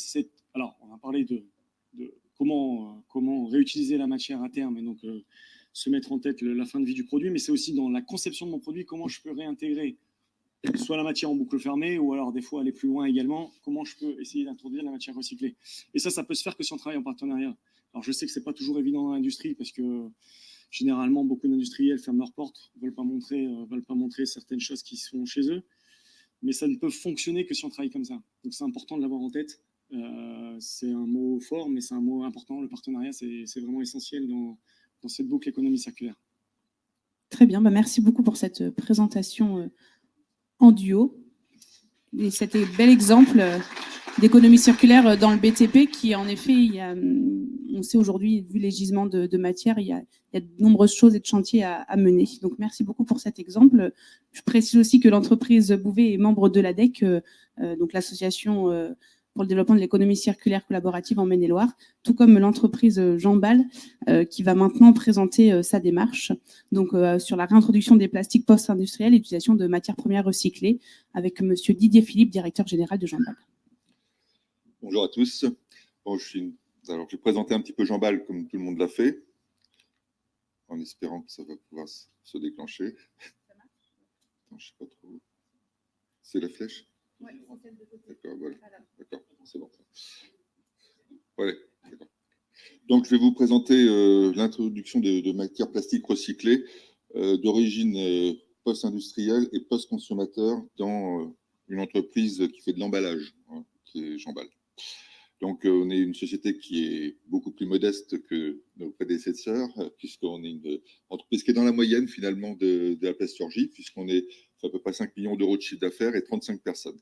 C'est une entreprise qui a été créée il y a 30 ans, 31 ans maintenant, et que j'ai reprise en 2001. Et j'ai une formation, entre autres, d'ingénieur chimie, polymères et matériaux, ce qui donne un petit peu de crédibilité, mais pas plus que ça quand même. Notre site de production sur Longueuil-Jumelles donc, a été récemment agrandi, hein, puisqu'il y a eu quelques articles dans la presse, on en a parlé un petit peu récemment. Donc, on a un bâtiment maintenant de 3200 mètres carrés sur notre site, donc on a récemment agrandi. Marchés principaux, nous sommes une entreprise qui est un peu atypique dans l'emballage, parce que bon, il y a beaucoup d'entreprises qui sont dans l'emballage, qui finalement font de l'emballage alimentaire. Nous, on a une spécificité, on est présent dans le domaine du luxe. Pas beaucoup pour les parfums, cosmétiques, les alcools. Et donc, vous pouvez voir des réalisations. Nous travaillons beaucoup dans des calages qu'on retrouve dans des coffrets promotionnels, des choses comme ça. Là, par exemple, pour Louis Vuitton, on fait l'intérieur de leur coffret pour leurs parfums. Donc, c'est 50% de notre chiffre d'affaires. Ensuite, dans l'industrie, donc l'industrie, beaucoup de produits, des plateaux industriels qui sont principalement réalisés en polystyrène pour transporter des produits d'un site à un autre, à l'intérieur d'un même site, donc pour fiabiliser tout ce qui est transport de produits dans des industries, principalement l'injection plastique, l'électronique, l'aéronautique, l'automobile. Et puis 10%, nous sommes dans des produits de grande consommation, qui sont des emballages qu'on va retrouver dans des grandes surfaces, qui peuvent être des emballages alimentaires ou des blisters. Alors, l'utilisation des plastiques recyclés chez Jambal, donc c'est en fonction de nos matériaux. L'EPS, donc qui sert beaucoup pour les plateaux industriels. Nous sommes à 100% de recyclés quasiment dans ce type de marché. C'est historique. Nous faisons nous réintroduisons toujours du recyclé là-dedans parce qu'il n'y a pas de besoin, disons, d'esthétique un peu sur ces produits-là.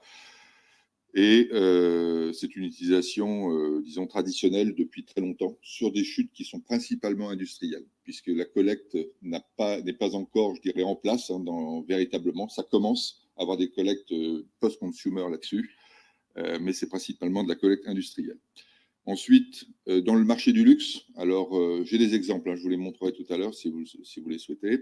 On a de plus en plus d'utilisation de matériaux recyclés avec des contraintes effectivement de visuel qui sont plus importantes. Donc on fait des mix avec introduisant des 50% de recyclé, 50% de matière vierge, par exemple, pour avoir un aspect qui reste acceptable pour les marques. Donc ici, par exemple, on a un exemple de pièce pour un parfum Karl Lagerfeld qu'on va faire prochainement du reste et qui va utiliser, par exemple, 50% de recyclé dans ce calage. Donc l'EPS, c'est un matériau qui est opaque, pour ceux qui ne le connaissent pas, et qui est utilisé beaucoup dans ce type d'emballage, et aussi dans les pots de yaourt un petit peu. L'APET, donc matériau que tout le monde doit connaître, qui est emblématique un petit peu des bouteilles de plastique, puisque c'est l'utilisation principale, et donc qu'on appelle RPET quand on introduit du recyclé dedans, puisqu'on parle de recyclé PET.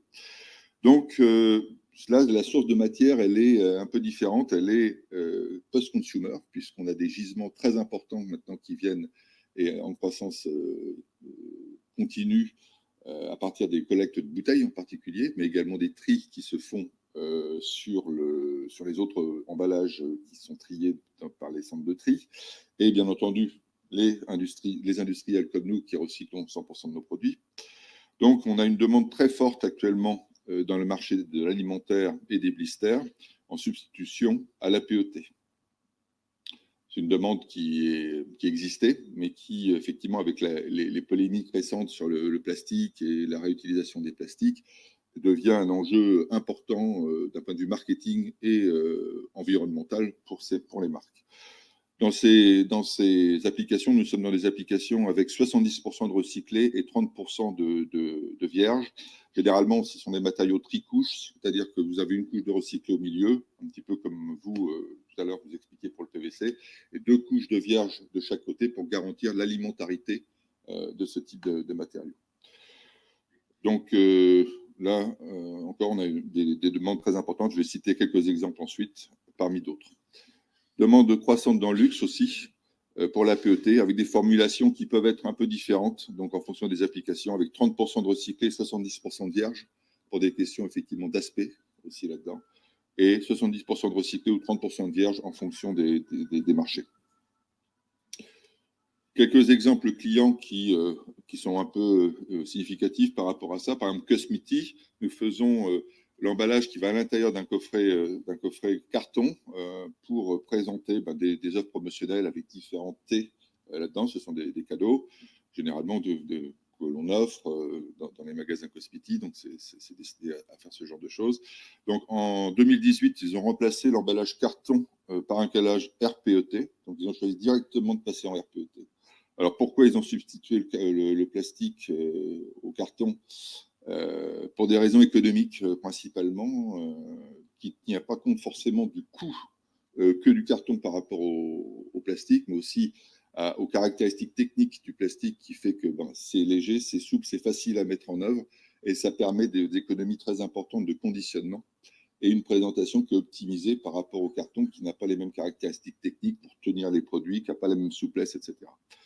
Et en 2019, disons, avec un peu les polémiques sur le plastique qui ont été créées, ils ont décidé de communiquer sur leur emballage plastique avec l'introduction de 3 logos pour expliquer bien aux consommateurs qui posent certaines questions par moment, effectivement, à travers leur service consommateur, de dire, voilà, j'utilise le premier logo, 70% de recyclé, c'est du plastique recyclé à 70% qui introduit 70% de recyclé dans la matière. Ensuite, vous avez le symbole du Triman pour dire que l'on peut recycler et jeter dans les poubelles de tri plastique. Et ensuite, vous avez l'indication effectivement de la famille de produits, du 1, et qu'on mentionne en RPET dessous pour donner l'information que c'est du plastique recyclé. Voilà la démarche de Cosmiti. Récemment, nous venons de développer en 2019, en collaboration avec la société Martin Emballage, donc, qui est du côté de Cholet, mais dans le 79, un panier pour un couvercle pour panier en bois, donc qui va se retrouver dans la grande surface. Donc on a fait un couvercle spécifique là-dedans. Encore une fois, là, il y a une demande pour des emballages un petit peu différents du 100% plastique par les consommateurs. Donc on va intégrer des fonds carton, des fonds bois avec des couvercles plastiques, par exemple, parce que l'intérêt du plastique là-dedans, c'est effectivement la transparence. Et le choix a été fait de partir directement sur du RPET aussi là-dedans, avec indication très claire sur le produit, de fait qu'on utilise du recyclé, 70% de recyclé, le premier logo, que l'on peut trier et qu'ensuite on a l'identification matière RPET. Je voudrais citer un autre exemple, par exemple ici, puisque tout à l'heure, je vous montrais des macarons. Nos marchés également, nous travaillons avec Pierre Hermé, qui est un grand fabricant de macarons en France, qui a substitué effectivement de l'APET avec du RPET depuis la fin de l'année dernière, 2018. Et enfin, Dorel, je salue M. Renaudin, qui doit être dans l'assistance. Oui, voilà, monsieur. On essaie d'échanger au téléphone, j'ai vu que vous étiez sur les visiteurs. Donc, Dorel, pour ces blisters tétine et sucette que vous retrouvez en grande surface, a choisi, alors ça ne va pas vous faire plaisir, mais c'est une tendance dans l'emballage quand même, de substituer le PVC par de l'APET en 2016, parce qu'effectivement, on a une demande, en particulier dans l'emballage, qui a été initiée par les bouteilles, puisque les bouteilles étaient initialement au PVC, se passant en APET. Donc, on a une tendance à utiliser de plus en plus d'APET et de ne plus utiliser de PVC, qui reste, disons, cantonné à certains types vraiment spécifiques de blisters, en particulier pour ceux qui sont spécialistes, qui font de la soudure haute fréquence. Le PVC n'était pas compatible avec ça. Donc, Dorel a choisi d'aller vers l'APET, pas pour, disons, être dans l'aspect un petit peu plus écologique, puisque le PVC est un peu plus controversé, en changeant de technique de soudure de ces blisters, en mettant une technique d'ultrasons. Et donc, en 2016, ils ont substitué leur blister en APET. Et en 2019, remplacement de l'APET par du RPET. Et donc là, je vois le marketing. Oui. Et donc, là, je vois bientôt le département marketing, puisqu'on parle effectivement de continuer à mettre les sigles, de mettre les sigles pour communiquer dessus sur l'origine et le recyclage potentiel de ces produits. Pour résumer, chez Jean-Bal, l'application, donc 900 tonnes transformées en 2018, donc 40% de recyclés dans nos 900 tonnes. Principalement l'EPS, 400 tonnes, donc 65% de recyclés. Donc on a beaucoup de PS recyclés dans le PS. L'APET, 300 tonnes, dont 20% de recyclés, en forte hausse en 2019, puisque j'estime à peu près à 50% maintenant avec le basculement d'un certain nombre de marchés dont je vous ai parlé dans ce type de matériaux. Et autres produits, PS floqués, c'est des PS avec des velours, un petit peu, c'est pour les marchés du luxe. Le PVC, on en fait quand même 200 tonnes, dont 20% de recyclés. Donc au total, 40% de recyclés actuellement chez Jean-Bal dans nos 900 tonnes transformées. Également dans l'économie circulaire, donc bien entendu, recyclage et valorisation de 100% de nos chutes plastiques. Ça ne date pas d'hier, bien sûr, on a mis ça en place moins longtemps que vous, mais depuis à peu près 2004-2005, en partenariat avec Paprec, dans le site de Segré. Donc, ce n'est pas le même site, puisque c'est un site spécialisé dans le tri des différents plastiques. Donc, nous, là, 100% de nos chutes sont valorisées. Donc, l'EPS, 130 tonnes de chutes qui sont valorisées en économie circulaire assez courte, puisque nous faisons broyer chez Paprec et nous gardons, nous récupérons nos chutes et nous les faisons réextruder directement sur des gens qui sont situés dans le 49 ou dans le 53. Donc là, et après, on réutilise cette matière. Pour la PET, on a 100%, 100 tonnes en circuit extrudeur, c'est-à-dire que nous ne récupérons pas nos chutes, nous les faisons passer dans le circuit réextrudeur par l'intermédiaire de Paprec, puisque là, nos tonnages ne sont pas suffisants pour envisager de les réutiliser directement les nôtres. Et les autres, 60 tonnes pour les autres matières, donc qui sont dans des circuits divers d'extrusion, d'injection ou d'autres types de valorisation qui sont gérés par Paprec. Pour terminer, nos actions principalement sont de proposer des alternatives recyclées à nos clients, qui nous le demandent aussi, puisque c'est dans l'air du temps, en particulier dans tous les secteurs d'activité, mais dans l'alimentaire et dans le luxe, ce sont des comportements qui sont nouveaux quand même par rapport à ce qu'on connaissait, alors que dans l'industrie, c'est déjà fait depuis longtemps. Inciter à communiquer les sigles sur les emballages pour faciliter le tri et promouvoir l'utilisation des plastiques recyclés. Voilà. Je vous remercie de votre attention.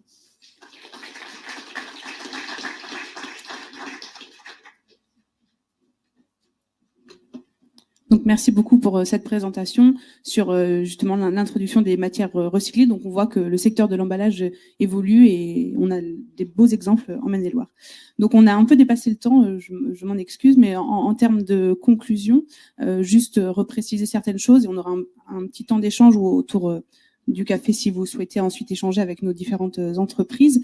Donc, on a commencé aujourd'hui à aborder cette thématique des plastiques et donc vous avez dû recevoir dans votre dossier qui vous a été remis à l'accueil une fiche de satisfaction sur la rencontre qu'on vous demande de remplir, notamment si vous voulez recevoir la présentation et les supports qui vous ont été présentés aujourd'hui et surtout de nous indiquer si vous souhaiteriez continuer à approfondir cette thématique-là, puisque c'est vraiment un sujet vaste qu'on a commencé à aborder aujourd'hui, donc sur différentes thématiques qu'on vous propose, soit faire un focus sur la réglementation, la reconnaissance des plastiques, la valorisation et la recherche de nouvelles filières, le tri, la collecte en entreprise avec des choses très pragmatiques. Donc n'hésitez pas, enfin je vous invite vraiment à laisser votre petite fiche à la sortie à Anna et pour qu'on puisse ajuster au mieux le programme à venir.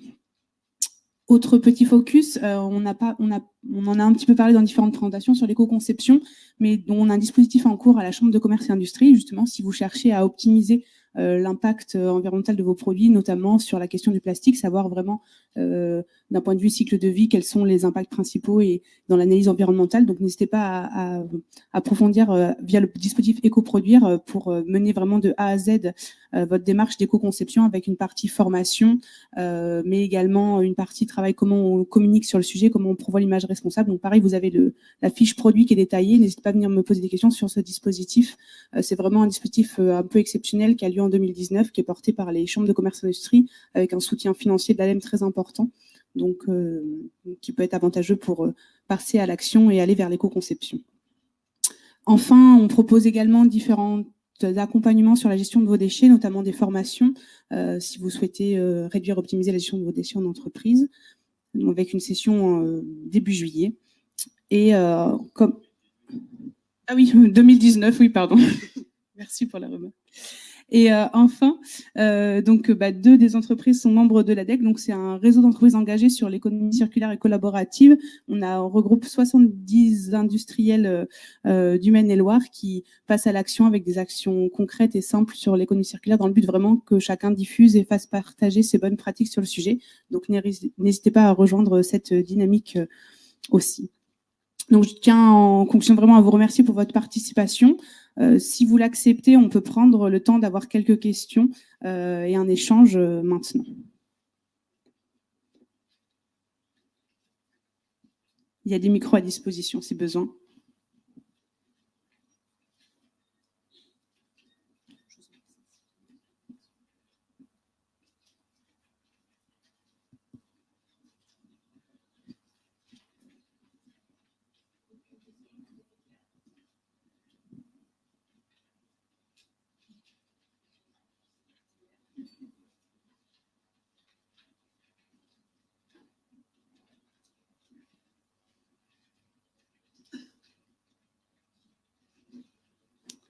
Oui, ok.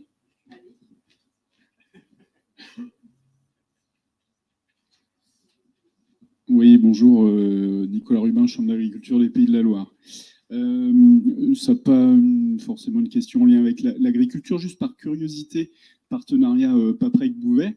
Je ne sais pas si j'ai bien compris, vous récupérez uniquement ce que vous récupérez. Est-ce qu'il y a possibilité, notamment vis-à-vis des normes CSTB, d'intégrer des matières provenant d'ailleurs, puisque l'objectif étant de monter à 75%? Alors, oui, tout à fait. En fait, on vous a expliqué le partenariat qu'on a mis en place. Donc, il y a différentes certifications CSTB.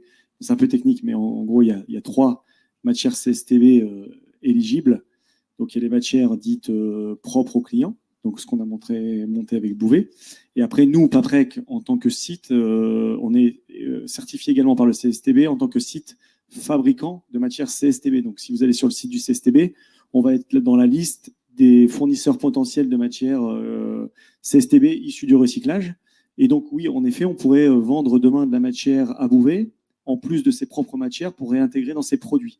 Alors, en respectant certains critères et caractéristiques techniques, hein, donc c'est un peu plus poussé, mais aucun problème à le faire. Et d'ailleurs, on met sur le marché, Paprec, des matières dites normées CSTB et qu'on vend à d'autres utilisateurs et extrudeurs.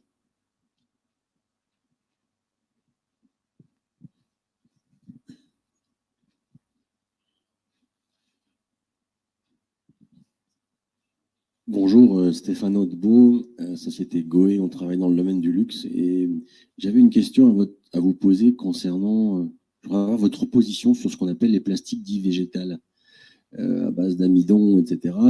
Est-ce que c'est pour vous une tendance? Nous, on a une confrontation d'arguments entre des gens qui sont intéressés par le plastique dit végétal et le recyclable. Donc, j'aurais voulu avoir votre opinion là-dessus. Merci. Je dirais que le plastique végétal, disons, est possible. C'est une utilisation possible. Il y a des avantages et des inconvénients. Voilà. Donc, on pourrait dire que l'avantage, c'est une ressource renouvelable. Les inconvénients actuellement sont principalement liés au problème de coût par rapport à des résines classiques. Caractéristiques techniques, par exemple, ils fondent à une température de 55 degrés, alors qu'un APET va commencer à fondre à 65-70, se ramollir, hein, je dirais. Donc, il y a des contraintes techniques par rapport à ça. Et après, il y a quelques polémiques environnementales du style substitution à des cultures traditionnelles, puisqu'on fait ce genre de choses, et également recyclabilité, car il n'y a pas de circuit véritablement établi de recyclage de ce type de plastique, puisqu'on dit compostable, effectivement, mais les volumes sont faibles pour envisager des filières de recyclabilité intéressantes. Alors, ça reste une solution, mais je dirais globalement, le choix se fait plus vers les plastiques recyclés actuellement, pour des questions de coût, de disponibilité aussi, et de recyclabilité.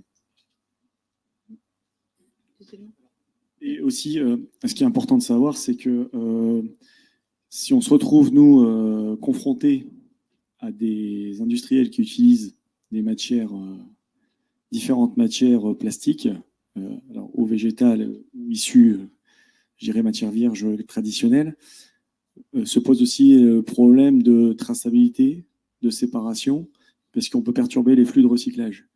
Donc on parle beaucoup on veut recycler plus, mais en voulant recycler plus, on veut collecter plus, normal, mais il faut faire attention à ce qu'on fait parce qu'on peut aussi appauvrir les gisements existants, on peut appauvrir les filières existantes, donc on peut aller dans l'autre sens. Donc je dirais attention à ce qu'on utilise et attention de bien le tracer et de savoir ce qu'on fait, quoi. C'est très important. Vous avez parlé également de PLA, donc comme type de matériau issu d'acide polylactique. Donc, il y a aussi d'autres filières. Par exemple, il y a de l'APET qui est partiellement biosourcé. C'est-à-dire qu'un des composants qui fait l'APET, qui est le polyéthylène glycol, est issu de ressources renouvelables. Donc, ça veut dire qu'on a un APET, donc il y a les mêmes caractéristiques qu'un APET classique, mais donc 30% est issu de ressources renouvelables pour la partie glycole, donc qui est issue par exemple de résidus de mélasse. C'est de la récupération d'éléments qui ne sont pas cultivés spécifiquement pour ça. Donc c'est une utilisation de résidus. Voilà, c'est un APET qui est un APET classique, qui est recyclable complètement, puisque chimiquement c'est un APET, mais dont 30% est issu de ressources renouvelables.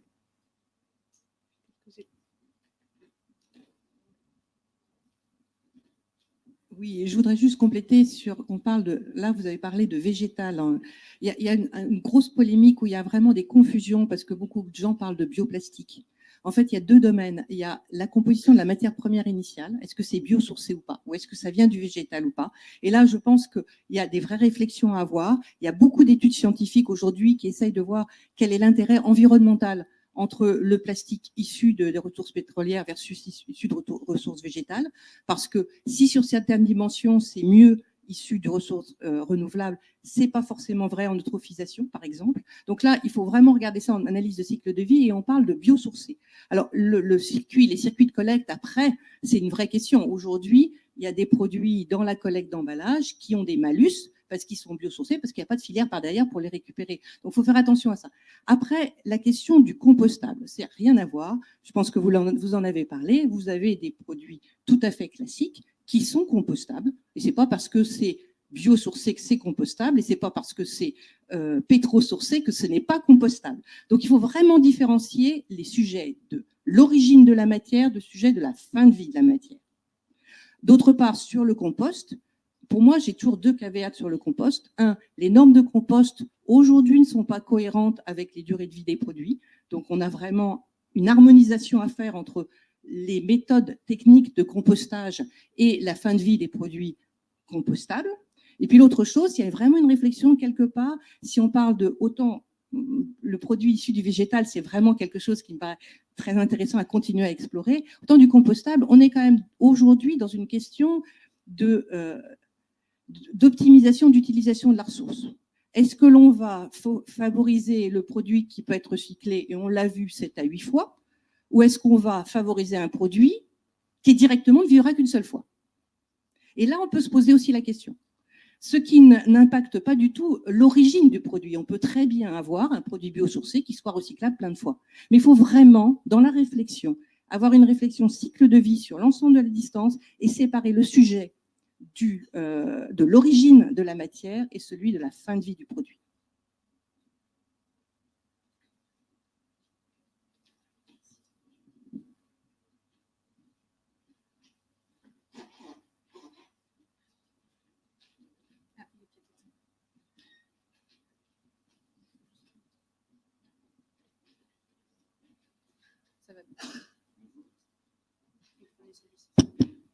Oui, bonjour, Arnaud Delanchy.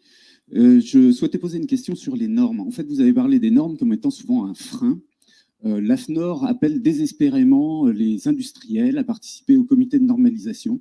Je voulais savoir si parmi vous, il y a des industriels ou même des gens des associations comme le 2ACR participent au comité de normalisation pour pouvoir influer sur ce qu'elle contient et notamment favoriser cette démarche de réutilisation, de réemploi des plastiques ou de modification de leur composition pour pouvoir autoriser à ce qu'il y ait une partie de recyclé à l'intérieur d'un plastique qui va être réutilisé tout en gardant des propriétés qui sont acceptables pour l'usage qui va en être fait. Alors, moi, j'ai pas mal de contacts avec l'AFNOR. Beaucoup de normes sont plutôt européennes. Donc là, déjà, il faut déjà travailler au niveau européen. Le problème pour une micro-association comme 2ACR, c'est le coût.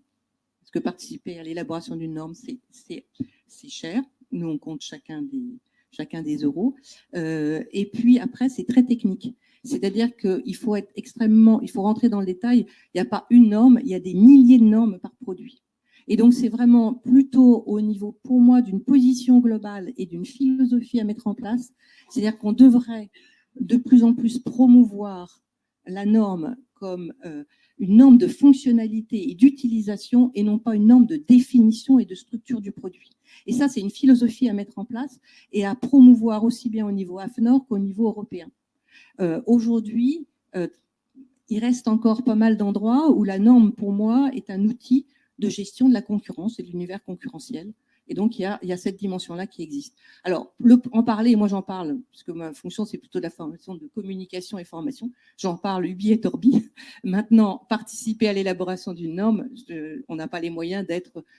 Vous l'avez vu, il y a des plastiques absolument partout, dans tous les secteurs, et on n'a pas la compétence technique pour dire, sur ce produit-là, par exemple, on parle, je pense souvent, dans le bâtiment, il y a des tuyaux, il y a beaucoup de produits où il y a une obligation d'avoir 100% vierge, et ça peut être très différent, un tuyau rectiligne versus un tuyau courbé, et ainsi de suite. Il faut être un spécialiste pour pouvoir le dire, et à mettre en place les analyses qui démontrent que ce n'est pas tel ou tel pourcentage, mais c'est telle ou telle capacité à résister au choc ou à la pression qui sont importantes.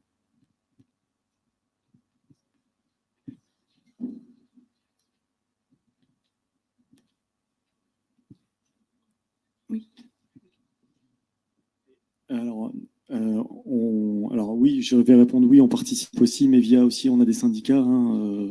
Donc, comme c'est européen, c'est souvent à travers nos syndicats qu'on participe à l'élaboration ou à la réflexion sur les normes. Après, moi, je suis mieux placé là aujourd'hui pour vous parler donc ce qu'on a fait avec le CSTB. Le CSTB, moi, je suis bien placé parce que je participe au comité de durabilité du CSTB, et c'est le comité en fait qui quelque part qui travaille sur l'évolution des normes. Et donc c'est comme ça qu'on a su faire évoluer la réflexion du CSTB déjà en France, puis sur la réflexion de la norme européenne. En fait, juste pour rebondir. Nous, l'AFNOR, de la même façon, on ne l'a pas en direct. Ce n'est pas nous, industriels à Angers, qui allons directement discuter avec l'AFNOR. Nous, notre interlocuteur normatif dans la fenêtre, c'est le CSTB. Et dans le CSTB, il y a ce qu'on appelle le GS6, le groupe spécialisé numéro 6, qui nous permet, nous, en tant qu'industriels, de pouvoir apporter des propositions d'évolution. Voilà. Et c'est ce qu'on a fait à l'époque, il y a un peu plus de 10 ans avec la matière recyclée, c'est des forces de proposition auprès du GS6, qui lui-même va être force de proposition auprès du CSTB, qui va pouvoir remonter ça à la FNOR. Voilà. La filière est longue, elle est longue, elle est complexe, et puis je suis d'accord, de toute façon, il y a trop de normes. Puis après, aujourd'hui, avec la feuille de route économie circulaire, etc., il y a pas mal de choses qui se mettent en place pour remonter ces problématiques normatives. Donc je pense alors, on travaille à l'évolution, mais c'est relativement long pour faire bouger les choses, et des fois plus long que les objectifs qu'on se fixe. Donc le 100% recyclé, matière recyclée plastique 2025, je pense qu'on est un peu utopique si on dit que ça sera. Clairement, non, ça ne sera pas. 100% valorisé, c'est un autre sujet, mais on a encore beaucoup de travail pour faire évoluer les normes, mais on y bosse, ouais. Du coup, s'il n'y a pas d'autres questions... Ah si, une question. Oui, bonjour, Pauline Pittet, Société Evolis. Nous, on est fabricants d'imprimantes pour les cartes plastiques, donc on a une problématique liée à notre consommable, qui est la carte plastique en PVC, que nous ne fabriquons pas, on a des fournisseurs pour ça, mais on sent au niveau de nos consommateurs, donc tous les utilisateurs de nos imprimantes, qu'il y a une problématique liée à cette carte en PVC. Et nous, aujourd'hui, on a 2 axes de travail. Le premier, c'est est-ce qu'on ne peut pas trouver d'autres cartes que le PVC qui soit compatible avec nos technologies d'impression, ce qui est compliqué, ou est-ce qu'on ne peut pas essayer de favoriser le recyclage des cartes? Et là, on a un énorme problème logistique, parce que le recyclage, on travaille avec Paprec et ça fonctionne très bien, mais comment aller chercher les cartes auprès d'une multitude de clients qui ont des profils très différents? Et là, on se heurte à un problème d'organisation de la filière de collecte. Et je me posais la question de, qu'est-ce qui est le mieux comme axe de travail? Est-ce qu'il vaut mieux qu'on travaille sur trouver d'autres matières, quitte à mettre en péril le recyclage de nos cartes PVC, parce que si on a des différentes matières, ça peut compromettre, ou est-ce qu'il faut mieux essayer de s'organiser, mais avec qui, pour organiser les collectes? C'est des cartes, vous savez, c'est des toutes petites cartes, la consigne, puis auprès de qui? Parce que c'est pas nous. Alors nous, on a un réseau en plus, on vend pas en direct. On passe par un réseau de distributeurs. Donc c'est très complexe de trouver la bonne solution. Et aujourd'hui, dans le recyclage des ordures ménagères traditionnelles, le PVC n'est pas collecté. Ouais. Je ne sais pas qui sont vos clients, mais je pense qu'on a une très belle démarche qui a été montrée par Bouvet et Paprec, c'est de se dire comment est-ce qu'on travaille ensemble au niveau de vos clients, qui sont des distributeurs après, est-ce qu'eux sont sensibilisés à cette question-là ou pas? Si vos distributeurs ne sont pas sensibilisés, ce n'est pas la peine d'essayer de récupérer les cartes. En revanche, commencez à sensibiliser vos distributeurs pour qu'eux-mêmes sensibilisent leurs clients. On pourrait très bien imaginer que les agences bancaires est la même chose qu'on a pour les piles. Hein. On est un endroit, quand on change sa carte bancaire, on la met là-dedans. Quand on change sa carte de supermarché, on la met là-dedans. On pourrait très bien l'imaginer. Et pour ça, il y a toute cette démarche de sensibilisation de l'ensemble de la chaîne pour que ça ne soit pas un coût économique absolument faramineux de récupérer cette matière-là. Mais c'est tout à fait envisageable. Mais c'est une affaire de sensibilisation, de prévenir et puis d'éviter que ça se retrouve dans la poubelle ménagère. C'est pas sa place.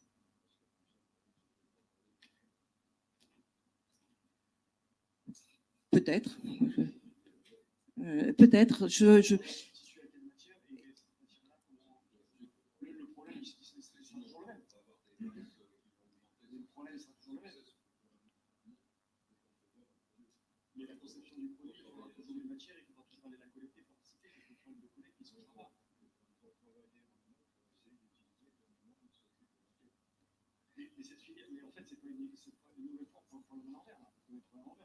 De la matière.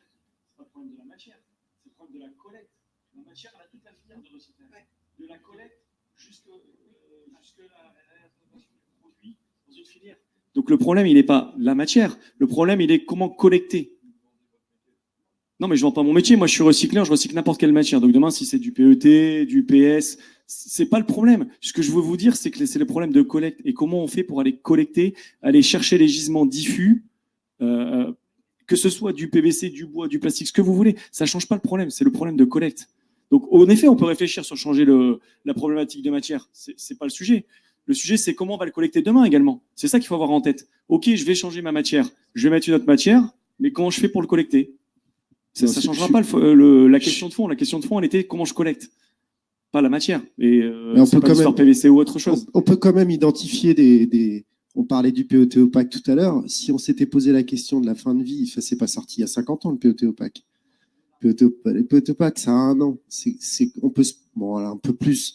Mais disons à cette échelle d'utilisation dans les bouteilles, notamment de lait, les nouvelles bouteilles de lait qui étaient en PEHD avec un cycle qui était très bien collecté.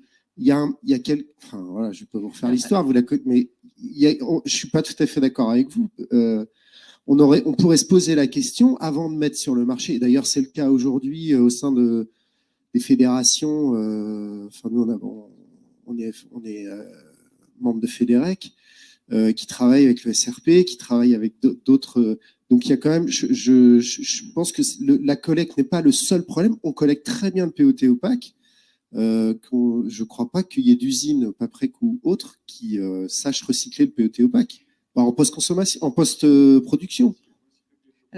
Enfin, exactement. Alors voilà, vous avez raison. Allons jusqu'au bout de la démarche. Mais enfin, ça reste quand même un problème. Alors, je répète ce que M. Paprec a dit, c'est oui, ils savent le recycler, mais après, il n'y a pas d'utilisation. Donc, il faut quand même penser globalement. Quand on met un produit comme le PET opaque à une si grande échelle sur le marché, il y a quand même un vrai problème d'éco-conception et de manque de remise en question. Et je partage votre point de vue. On peut quand même se dire, est-ce que je peux pas changer ma matière? Parce que le fait de collecter, ça ne suffit pas. C'est un vrai problème, la collecte, et notamment du plastique. Après, derrière, il y a du tri. Après, il y a du recyclage. Et après, il y a de l'utilisation. Alors, pour revenir sur le PET opaque, il est étudié depuis 2007. Les premières utilisations de PET opaque datent de 2007. Et tous les essais qui ont été démontrés, c'est que théoriquement, alors je suis d'accord, il y a un problème, hein, en dessous de 15% dans les flux de PET colorés, ça ne devait pas poser de problème. En fait, il s'avère que ce serait plutôt 8 à 10%. Mais toute la question est de savoir, le PET opaque, il n'est pas sorti parce que les gens avaient envie d'ennuyer la filière. Il est sorti parce qu'économiquement et en termes de fonctionnalité, il était plus intéressant. Il permet de supprimer l'opercule en aluminium, donc on n'a plus mélange de matériaux. Et en termes de cadence d'utilisation, de remplissage, il est plus important. Et en termes de transport, il est plus léger. Donc économiquement et environnementalement, si on ne regarde que la partie éco-conception sans regarder la fin de vie, il est parfait. Voilà. Maintenant, toute la question, elle est comment est-ce qu'on regarde le cycle de vie complet, y compris jusqu'à la fin de vie, et comment on l'intègre. Et cette démarche-là, c'est vraiment une démarche de réflexion sur l'analyse du cycle de vie à faire en totalité, sans privilégier systématiquement uniquement la phase d'utilisation au détriment de la fin de vie. Les premiers qui sont lancés sur le PET opaque, ils ont tout gagné. Après les autres, ils ont fait basculer. Voilà. J'avais une question. Oui, certains collapsologues recommanderaient qu'il y ait une obligation pour les entreprises de provisionner dans leur bilan le coût de recyclage de leurs produits. Qu'est-ce que vous en pensez? Je voulais juste finir de rebondir parce que je pense qu'on ne s'est pas compris. Je n'ai pas dit qu'il ne fallait pas réfléchir à changer la matière. J'ai dit qu'il fallait réfléchir à comment on allait la collecter également. Donc ça reboucle sur ce que vous dites et son utilisation à la fin.